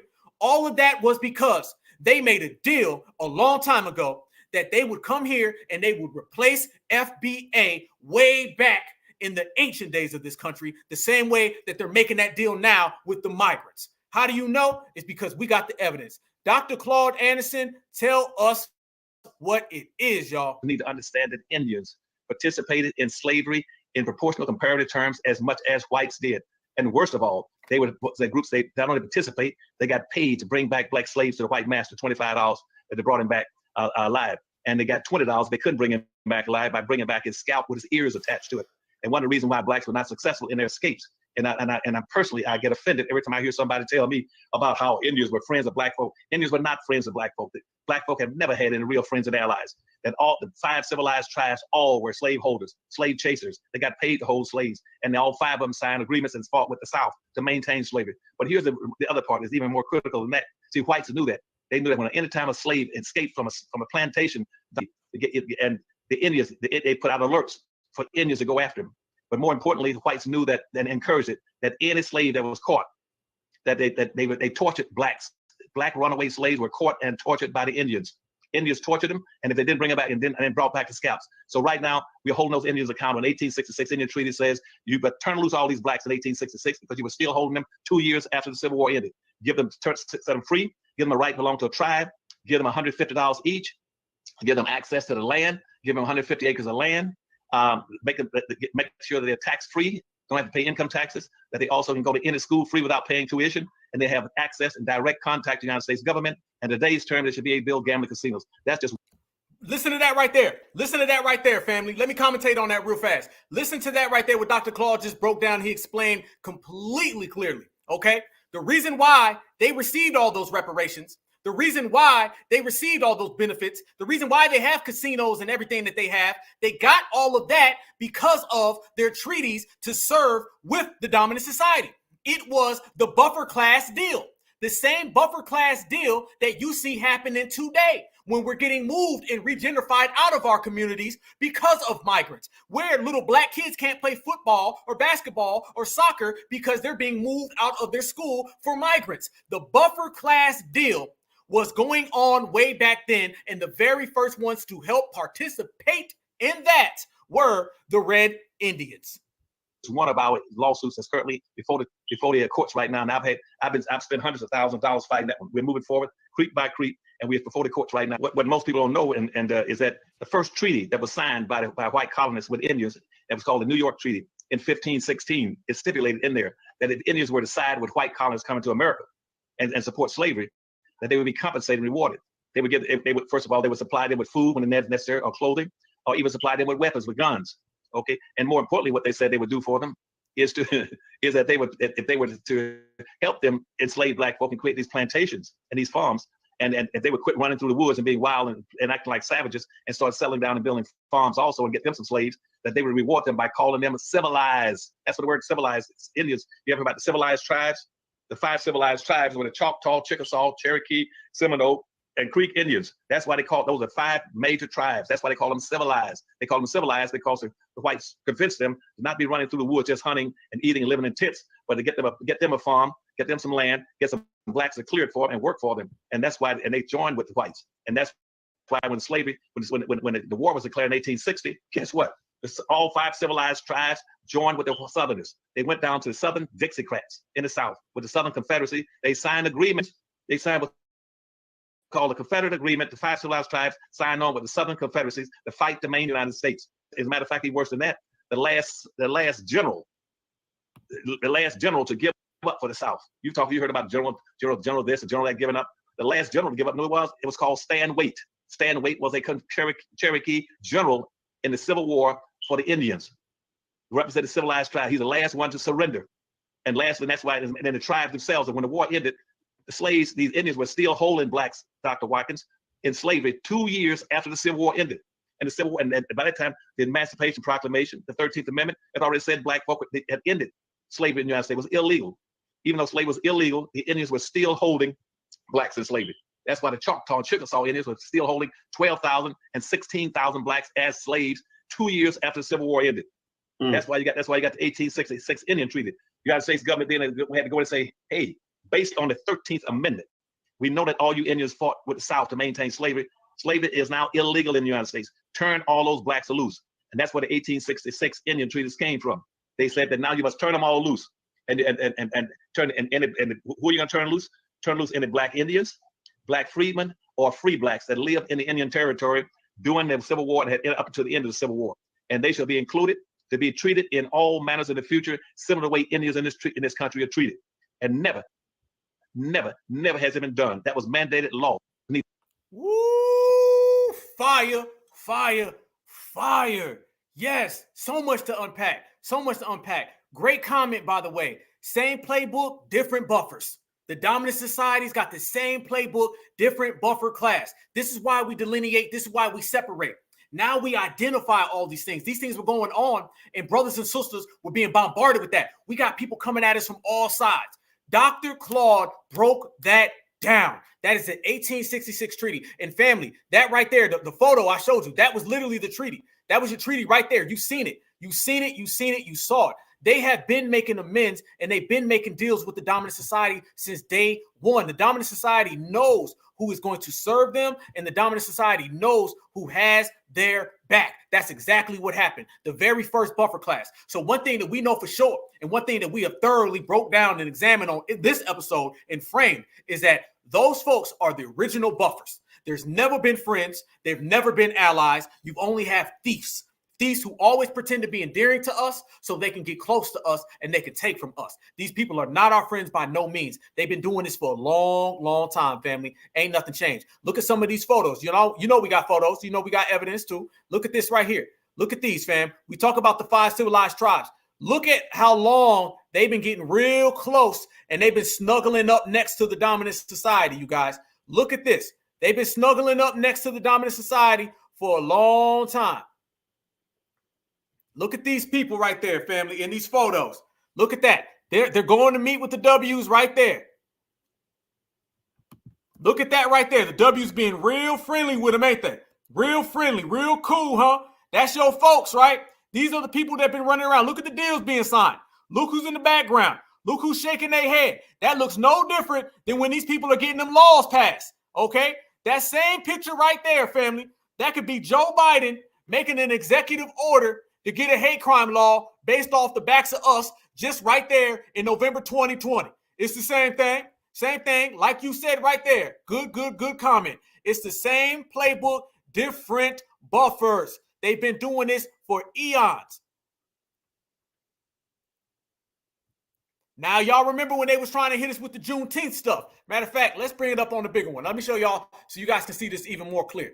You know how he was just talking about them all fighting for the Confederacy, right? Look at this. This is a picture that you might see right here exclusively on the Black Alpha Network Certified Black Society. I need you guys to smash that like button. I'm not sure if you've seen this anywhere in the new black media, but you're seeing it right here with Black Alpha today, y'all. Look at that. That is a bunch of red Indians, and they have the Confederate flag. Yes, exclusive. Screenshot that, family, because I promise you here soon, they're going to be trying to scrub that right off the internet. They've been doing that for a long time. Pictures that you may have had in 2019, you can't find them now. Pictures that you may have had in 2018, they gone. Pictures you had in 2021, they done ended up missing. That right there is exactly what Dr. Claude Anderson was speaking about. That right there is them making their plea that they are with the Confederacy, proving every single thing that Dr. Claude Anderson spoke about them being Confederate so they can maintain slavery. So why, in any years after that, when these people come around and say that we're friends and we're buddies and we're all on the same page, how come when you look at the South and you talk about the Confederacy now, we say they're enemies of black folks? But when you look at these people, we say that they're friends of black folks. Why, when they're both serving the Confederacy? When you see the Confederate flag flying anywhere in America, I don't want you to just think about Jethro. Don't just think about Billy Bob. I want you to also think about Jorge and Tonto because they was all part of it as well. That right there, family. Y'all know what type of time it is. We don't play out here. They asked for it. We gonna bring it. And I said that we was gonna bring it the way FBA brings it, and that's exceptional and certified. And that's exactly what they getting. You see it, fam. That right there are Native Americans, and they are carrying that flag proudly. This is what they do. There's no friends, never have been. So beyond just taking our lineage, heritage, and culture, beyond them trying to say that they're the first natives, it's us. We've shown already all the photos, all the evidence. We heard from all the master teachers. We talked about the pathways in which they came. We've exposed who the originators are. Checkmate. Now we're showing you past that and who the allies aren't and who the foes are and how they've been coming over here and they've been making deals with the dominant society. So when you talk about reparations, you start talking about tangibles, you start talking about all these bills that get signed for them, That's why they got them, y'all. They got all of those bills right there based on the fact that they were going to maintain slavery, based on the fact that they were going to not only go and find black folks, they were going to scalp them and bring them back. Notice what Dr. Claude said right there as well. Dr. Claude pointed out that whenever a black person would run away, they would make that alert. Who would the alert go out to, y'all? The alert wouldn't go out to other W's. The alerts would go out to all of their buffers. Their buffers would do it, and then they would bring them back. We talk about the slave catchers. We always focus on the slave catcher from the dominant society. Good. But yet you also have the slave catchers from their community. They are one of the original slave catchers. They would go and they would find black folks who ran, and they would bring them back. Not to mention, anytime they would ever be defiant, and when they would run onto the plantation, and whenever they would go and they would attack the dominant society, who are the first people that they would encounter out in the fields?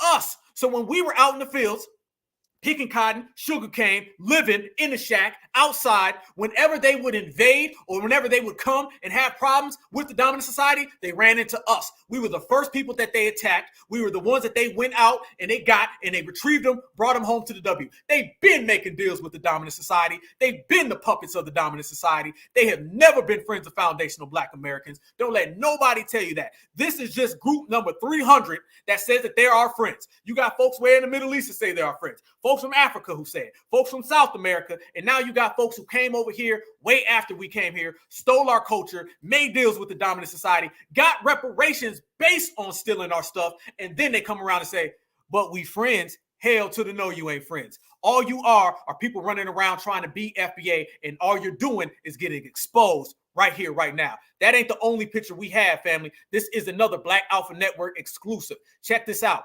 When we say that they were out there riding heavy with the dominant society, that right there, y'all, is them making their pledge to the Confederacy. I ain't lying.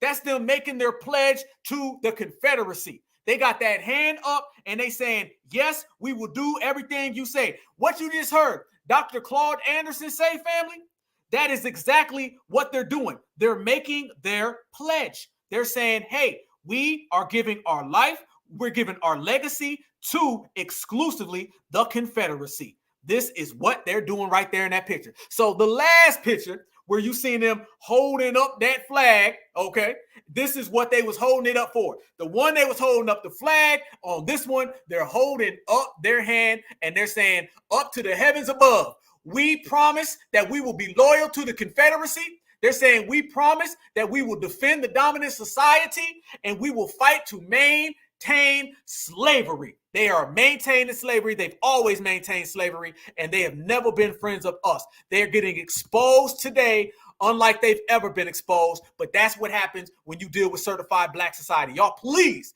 screenshot that picture before they try to scrub that away, because what we're saying is just too powerful. What we're saying is just too real, and we're exposing literally thousands of years of the dominant society and all of their buffer class puppets attacks against foundational black Americans, and we're letting the world know it's a different time, a different era, a different generation. So as they were out there playing to the Confederacy, we were out here fighting so we can be free. We were out here fighting to be strong. So when we say that the war turned around, when we say that when foundational black Americans got involved in the Civil War and we won the war, family, we weren't just fighting W's. We were also fighting all of the red Indians because they were with the Confederacy. So we won on two fronts. No, three really. We freed ourselves, and then in the process, we beat the dominant society and their buffer class. Don't tell me we can't win. So think about everything that we're saying. They came over here. They took this from us. They lied. They tried to take our history. They made deals. They shook hands. They pledged allegiance to the Confederacy and the W-man. Think about all of that, family. And we still beat them with our certified foundational black American ancestors. So if our ancestors way back in the Civil War could beat slavery, could beat the dominant society, could beat the buffer class, can beat all the people pledging allegiance to the buffer class, the original tether, the original blender, the original slave catcher, if our ancestors could defeat them then, we can defeat anybody now. And I say that with complete conviction. Say it with my chest, family. That's how certified we are. We beat them before, family, so they don't stand a chance of trying to go at foundational black Americans right here today. Look at this as well. I want y'all to see this. Y'all remember when they was trying to run with this for a while? Y'all remember that? You're going to see it again here come Juneteenth. Remember this? Juneteenth. Read the headlines. Juneteenth is an American Indian holiday. Look what the picture they got. They got the slaves on the left, and then they got the Indians on the right.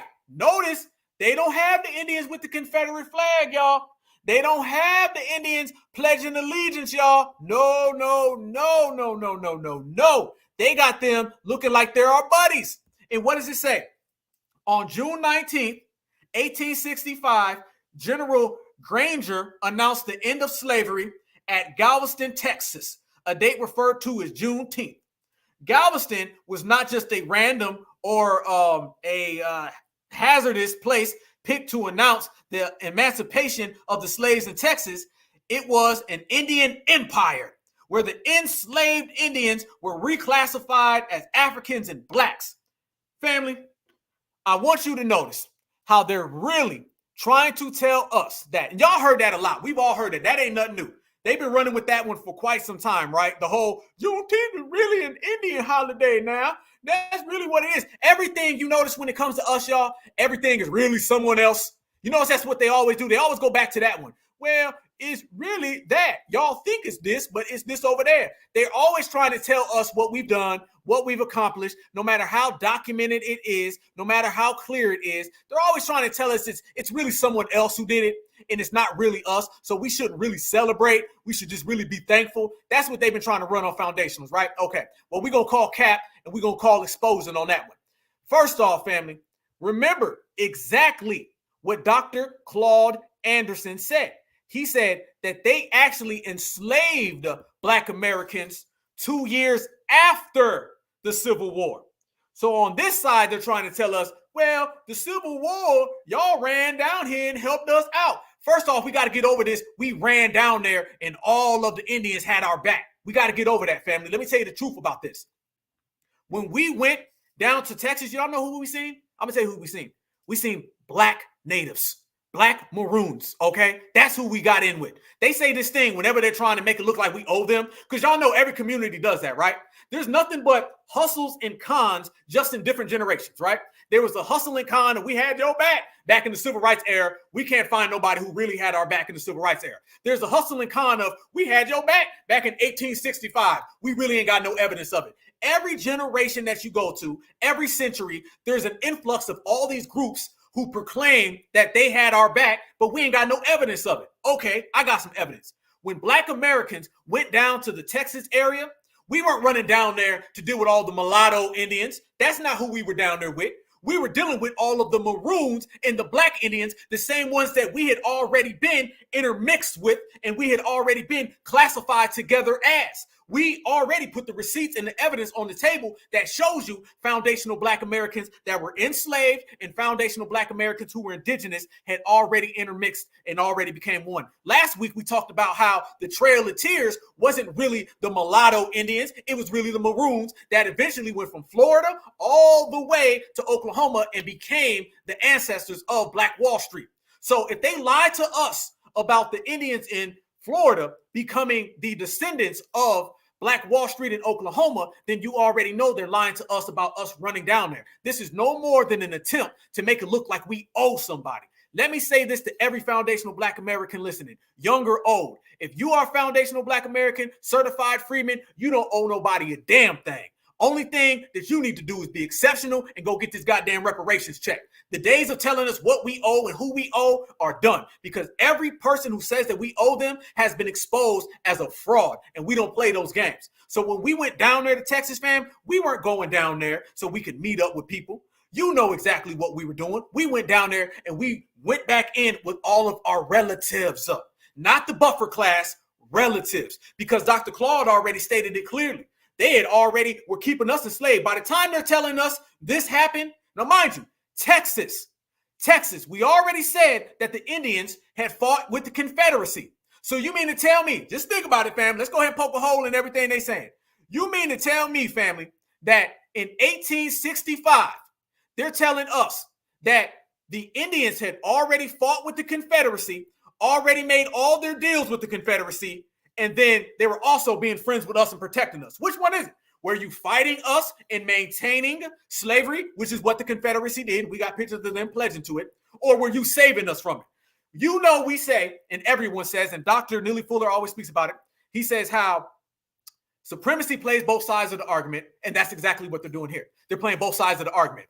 One side, they're maintaining slavery, and then on the other side, they're saving us from slavery. How about this? You weren't saving no damn body. Foundational Black Americans were back intermixing and mingling with our maroon brothers and sisters, and anybody in Texas knows.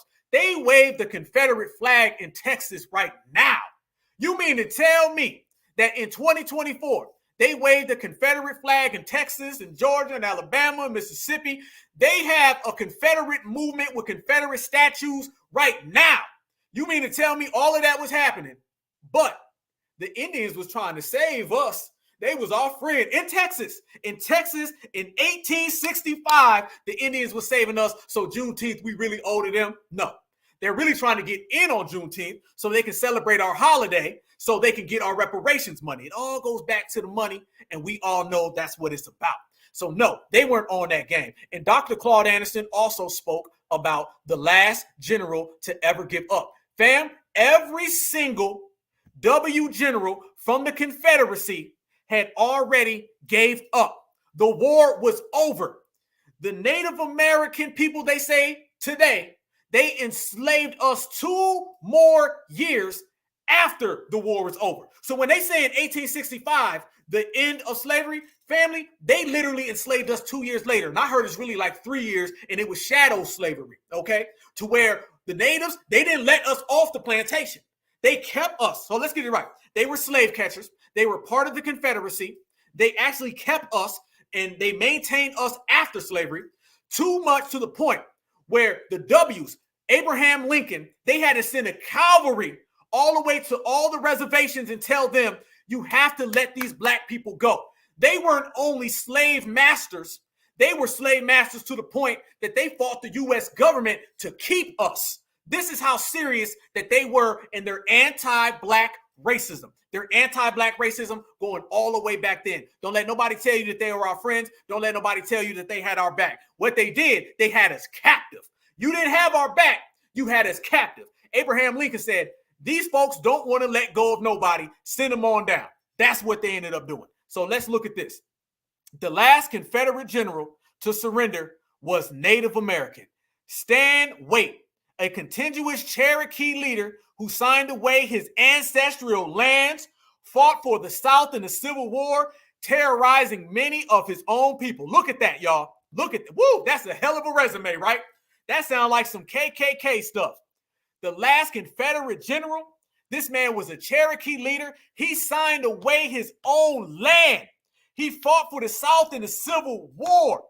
You know he was trying to get some brownie points from the dominant society. He was loving the dominant society to the point where he wasn't trying to give away any damn body. This shows you the type of time they've been on. All these folks coming up today that been popping up talking about how mean we are to them, all those TikTok $5 who are saying that FBA is the boogeyman, they're all descendants of this clown. They're all descendants of this guy. Look at him. Now, when we showed all those indigenous ones, when we showed all the black ones, when we showed the real aboriginals that Malcolm X was talking about, when we showed the real natives that Cabo was talking about, they didn't look like this guy. Now you see in the red. It's funny that the indigenous that were minding their own business, taking care of themselves, they were all the FBA indigenous. Then the buffer class that looks like this guy, they came in and was riding with the Confederacy. Look at this right here, y'all. How did a high-standing Indian who signed away his ancestral lands in the Deep South become a general of the Confederacy during the Civil War?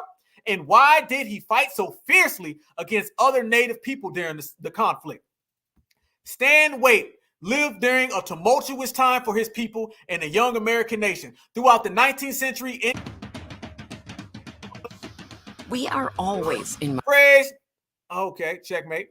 This man right here, he was being part of these Indian tribes and tribal nations, and they faced internal discord on whether or not they were going to be a part of the actual Confederacy, and he said, damn right we gonna be. And then all his buddies and all his friends threw their hands up in the air and they said, we down with it, let's go. So everybody knows when they say that they had our back, they had us captive, and that was the last general. You don't hear about this in school. They don't ever tell you that the last general of the Confederacy wasn't even a W. Wasn't even a W, y'all. Ain't that something? It was not even a W who was the last leader, the last general of the Confederacy. It was a Red Indian.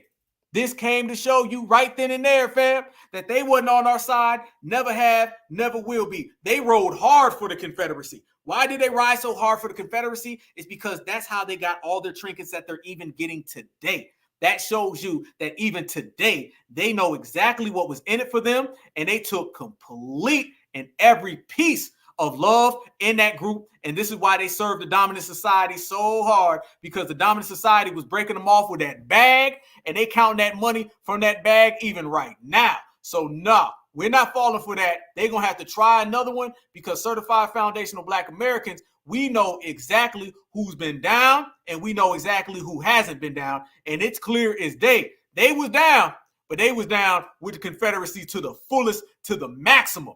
And that continues to go on all the way through history. So this shows you again, family, they were never on our side. These people have never been friendly to us, never been endearing to us. And all of these boogeyman traps that they're trying to set, that's just because they have fumbled all the money that they should be receiving from riding for the Confederacy, and now they're not getting it. So therefore, the last thing they're doing is saying, well, let's go try to get it from FBA. I got another exclusive. People that don't believe us, family, I actually have footage of photos of an actual brigade during the Civil War. And look at that right there, family. That right there. That is a brigade during the Civil War of Red Indians, y'all. Right there, Red Indians. That is an actual brigade. So we have, let's think about the receipts that we've already placed on the table, you guys. We have photos of them with the Confederate flag. We have photos of them being sworn in and swearing allegiance to the Confederate flag. And that picture right there shows you that we actually have them at war doing their thing. So when you hear about all these civil rights reenactments and all those things that go down, you go ahead and you add that as well. So that's exclusive empirical evidence of them serving the Confederacy, not to mention all the way down to their actual general, who was the last one. So you hear about all these generals from the Confederacy, but you will never hear about all the generals who were on the Red Indian side, including the last one that went all the way through. You see it, family, across the board. You know it, we know it, we all know it. And while all of that was happening, and by the way, let me show this for people, because I know a lot of people was doubting what certified foundational Black Americans got to say. Okay, somebody the other day said, well, Black Alpha, show me some Black Indians, man. You showing me too many Red Indians. And I try to tell folks, like we said, certified foundational Black Americans, we come in every way, shape, and size and different colors, right? Okay, well, I want you to go ahead and say hello to some of the Khalifa Indians right then and there, okay? And them is Black. Them is Black. Ain't nothing red about that, none of that. Ain't nothing red about none of that. Oh, we got some photographic evidence, family. Say hello to them. There ain't nothing red about that at all, family. That is real certified foundational Black Americans, fam. That right there is one of the oldest pictures. A lot of you guys probably have already seen that picture. That right there is one of the oldest pictures of true Native Black Americans. There's nothing involved in that. That's us all the way across the board. Nobody else, just us. So you see that clear as day, y'all. Clear as day. We are right here. And there was some real beautiful people. Like we always say, we are beautiful people. So you see that as well. But we're not done. For all the people talking about show me more Black Indians, man. I mean, you say that, Black Alpha, because what they try to do, they try to straw man argument with us, right? Okay, well, straw man argue with your mama, because this is showing you right there exactly who we are. Them is all Black. Black is beautiful, and beautiful is always Black, right? Ain't that what I say? Well, they have always been beautiful. We've always been beautiful people. So you see us clear as day, and they can't shake that. They can't fake the front. We in the place all day with them pictures, y'all. Look at them people right there. That ain't nothing red about that. Ain't nothing red. Oh, we got evidence. Foundational Black Americans, and I'm talking on behalf of all of us. I believe so. You know, I believe that all of us are on the same page. Can't nobody tell us nothing when it comes to riding for our people. Look at all of those beautiful Black Americans. These are the Black Americans that go way back. Family, there's no migrants in these pictures. All right, these ain't no red folks that came over the Bering Straits. This ain't nobody trying to take nobody's culture. These are us. The reason why we're not trying to take anybody's culture, you guys, is because we already have culture. We don't have to steal. All right, what I always say, fam, we build, they steal.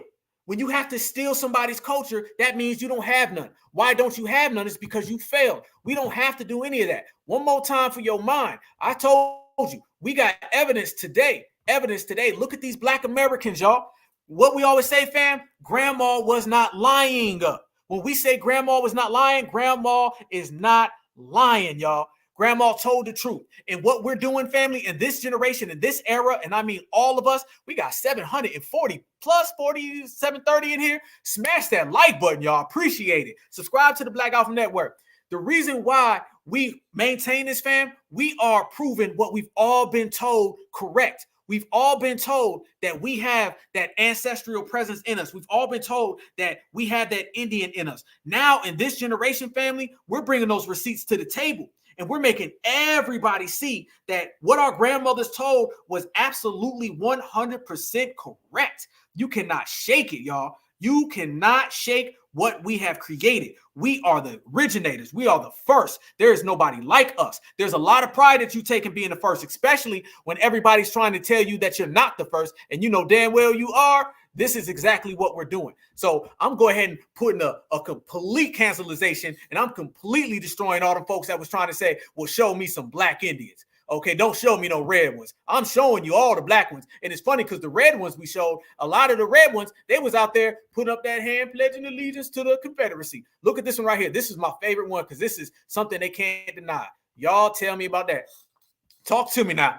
Talk to me now. Talk to me now. Talk to me now. What you got to say when you see a certified foundational Black American on that type of time? What you gonna tell us about that right there, you guys? That is FBA all day. We are in the whole existence, fam. We are pressing that line. We are pressing that line. And let me say this too. When we say red, our red ain't they red. Let's get that right. When we say red, we just mean maybe a lighter complected, okay? When they took red, they turned red into a whole nother meaning. Red to them means Bering Straits. Red to us just means a lighter complected us, okay? So let's get that straight. I'm telling you, it's been word play, word games, word salad, fork tongue from the beginning, but we are dispelling every single one of those lies. They can't get none of them off on us, so try again, try again, try again. That right there is FBA excellence. And we've been in the building for the longest time, you guys, and we ain't going nowhere. So if we've been able to go around all of those games that they was trying to hustle us with back then, we've been able to defeat all of that they was trying to run on us back then. What we gonna do now, y'all? We gonna continue to dominate, because that's really what we do. We dominate. We dominate unlike anybody else. Nobody can see us face to face. Nobody can see us eye to eye. Absolutely right, sister. I see my ancestors. Yes, yes, yes, yes. There ain't nothing wrong with us taking pride in this because they want to keep us away from it. As a matter of fact, y'all, the best thing that we need to do is to continue to take pride in this. The more we take pride in it, the more we create foundational Black American empowerment. The more we create foundational Black American empowerment, the more we win, because they do not want us to be indigenous. I'm telling you right now, in an era of us representing who we are, in an era of us being true to who we are, this is the biggest threat to all of them. I'm talking about the buffer class and beyond. They know absolutely what we are because we are the originators. And when you're the original, fam, there's nothing they could tell you. The only thing they can do is do what everybody else has to do, and that is bow all the way down, no exception to the rule. So that is our foundational Black American family tree, and our family tree is stronger than ever, and they can't stand it. They wish they was us, and they're going to continue to wish, because wishing is the only thing that they can do. So we have to maintain this legacy. We have to maintain this culture, and the more we maintain this culture, you guys, the more they can. We have to let the world know that our indigenous status will not ever go away, because if they can remove our indigenous status, then the next thing they're going to try to do is remove our reparations claim. Like you guys heard me say before, they want to take foundational Black Americans and they want to make us immigrants. That's what they want to do. And then they want to make immigrants foundational Black Americans. The same way they try to make us the people who came over the Bering Straits And it's the same way they're trying to right now make us something that we're not. That's the main thing that they want to do. And it's on us to stop it. And y'all know we can, because that's just how we get down. That's how we've always gotten down. And we will continue to do exactly that. So it's easy, fam. It's easy. Be who you are, represent who you are. And if you do that in turn, you're going to always win. So those are some of the main pictures that I definitely want to show the family, because we are here to stay. That is the real certified way, y'all. So yes, you see it all the way around. You see what we've created. You see our lineage heritage is stronger than ever. Because I believe, and this is just my personal opinion, I believe right now, as I always say, we're stronger than ever, right? We're untouchable, unbreakable, unmatched, and stronger than ever. And the reason why I believe we're stronger than ever, y'all, is because this is the first time where we've connected all the dots, right?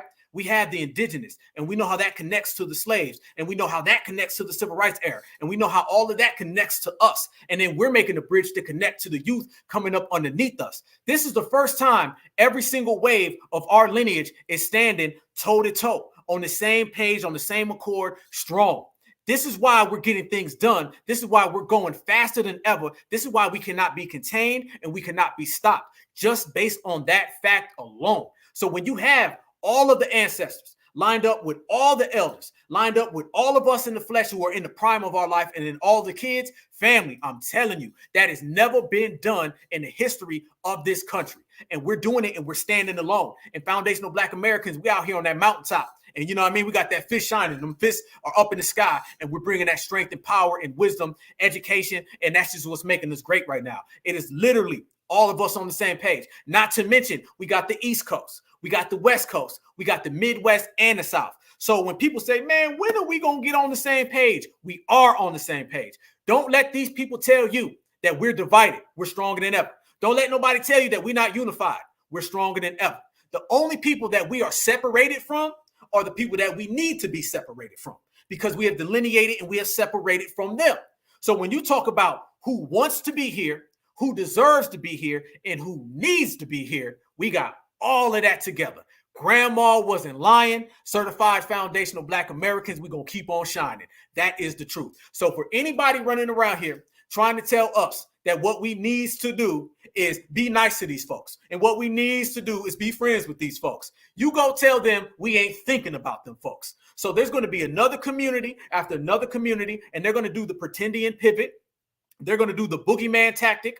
They're going to do the run around. They're going to do the dance around, but none of that's going to get off the ground. And the reason why that's not going to get off the ground, family, is because foundational Black Americans in this generation, we identify who is really for us, and then we expose, cancel anybody who's against us. And if you follow those principles that the master teachers and the ancestors given to us, then you're going to win. And when you look around and the way we're being spoke about, and the way this spring, summer is going to happen and it's going to pop off, oh, you know, victory is not just in the air. Victory is in our hands, and can't nobody break this grip, y'all. We are shining like that. So with that said, you guys, I'm going to send you a certified salute. You guys know I appreciate you. We said we had receipts today, gave them. We said that we was going to bring that smoke, did. We said we was going to bring the heat the only way foundational Black Americans know how, and that's the certified way, and we did. So all of those other groups out there hating on us, they running and hiding, they tripping over their feet, they falling, they lies is exposed, they fumble the bag, they tripping down the stairs,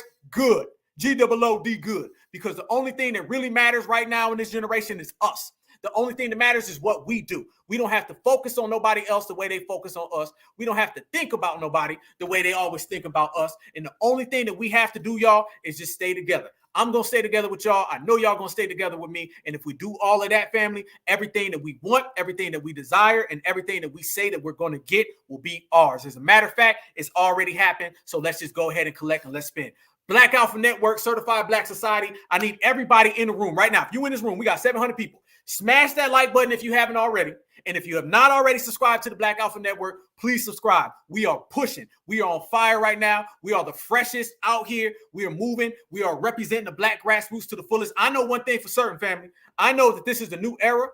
And in this era, one of the things that we're doing to the T-Fam, I know in this game of Black activism and the grassroots, people want to see and they want to actually feel. They want to touch. They want to shake your hand. They want to look at you in the eye. They want to hug you.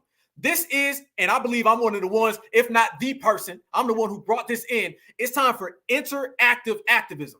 We don't need a bunch of activists who are just sitting around and they're just firing up Twitter spaces. We need real activists who are out here doing things. We need real activists that are out here with the people. You can't represent the people if you're not with the people. So one thing that I'm always taking pride in, certified salute to all you guys, is being out there in the flesh and seeing you guys in person. I don't know who's all met me in here, but I've met a lot of you guys already, and we've had real conversations. I had people come up to me, give me a hug, dab me up. I had people cry, okay, to me face to face and just tell me how my videos get them through things. I had a gentleman tell me that he just buried his mother, and he told me, Black Alpha, please go hard, please ride. I just buried my mother. I had another guy say he just lost his wife. Please go hard and ride. I had somebody send their child to come talk to me, and that means everything to me because I'm not a person that's talking to the people. I'm talking as the people, with the people. So it's a new game, it's a new time, it's a new era. It's about interactive activism to where people are pillars in our community. We need to see you. We need to touch you. We need to see where you at. We need to look at you eye to eye. We want to know, is this person genuine, sincere? And the best way that you can do that is be next to your brothers, your sisters, your kings, your queens, your goddess and gods. And that's what all of you guys are. And I cannot wait to see you guys no matter where that may be. Maybe Atlanta. It may be DC. It may be LA. It may be New York. It may be in some small ass town. But guaranteed, man, when you see Black Alpha Network, man, come on up to me, man, and let's dap, let's kick it, man, because whether people want to know it or not, we already family, man. So all we got to do is continue to represent the family tree. Man of the people, people's champ, and the people are always with me, and I'm always with you guys. So with that said, man, certified salute. Rest in peace to Breonna Taylor. Rest in peace to Dr. David M. Hotep. Much love to all you guys. We are the original. This is all about us. This is our country. This is our land, and we won't sacrifice. We won't submit that to nobody. One love, man. Y'all stay good. Y'all stay healthy. Y'all stay strong. Peace and blessings to your whole family. And always remember from Black Alpha Network that black is beautiful, and beautiful is always black. Peace and love. One love. Certified. Everybody knows that all the people don't have liberties, all the people don't have freedom, all the people don't have justice, and all the people don't have power, so that means none of us do.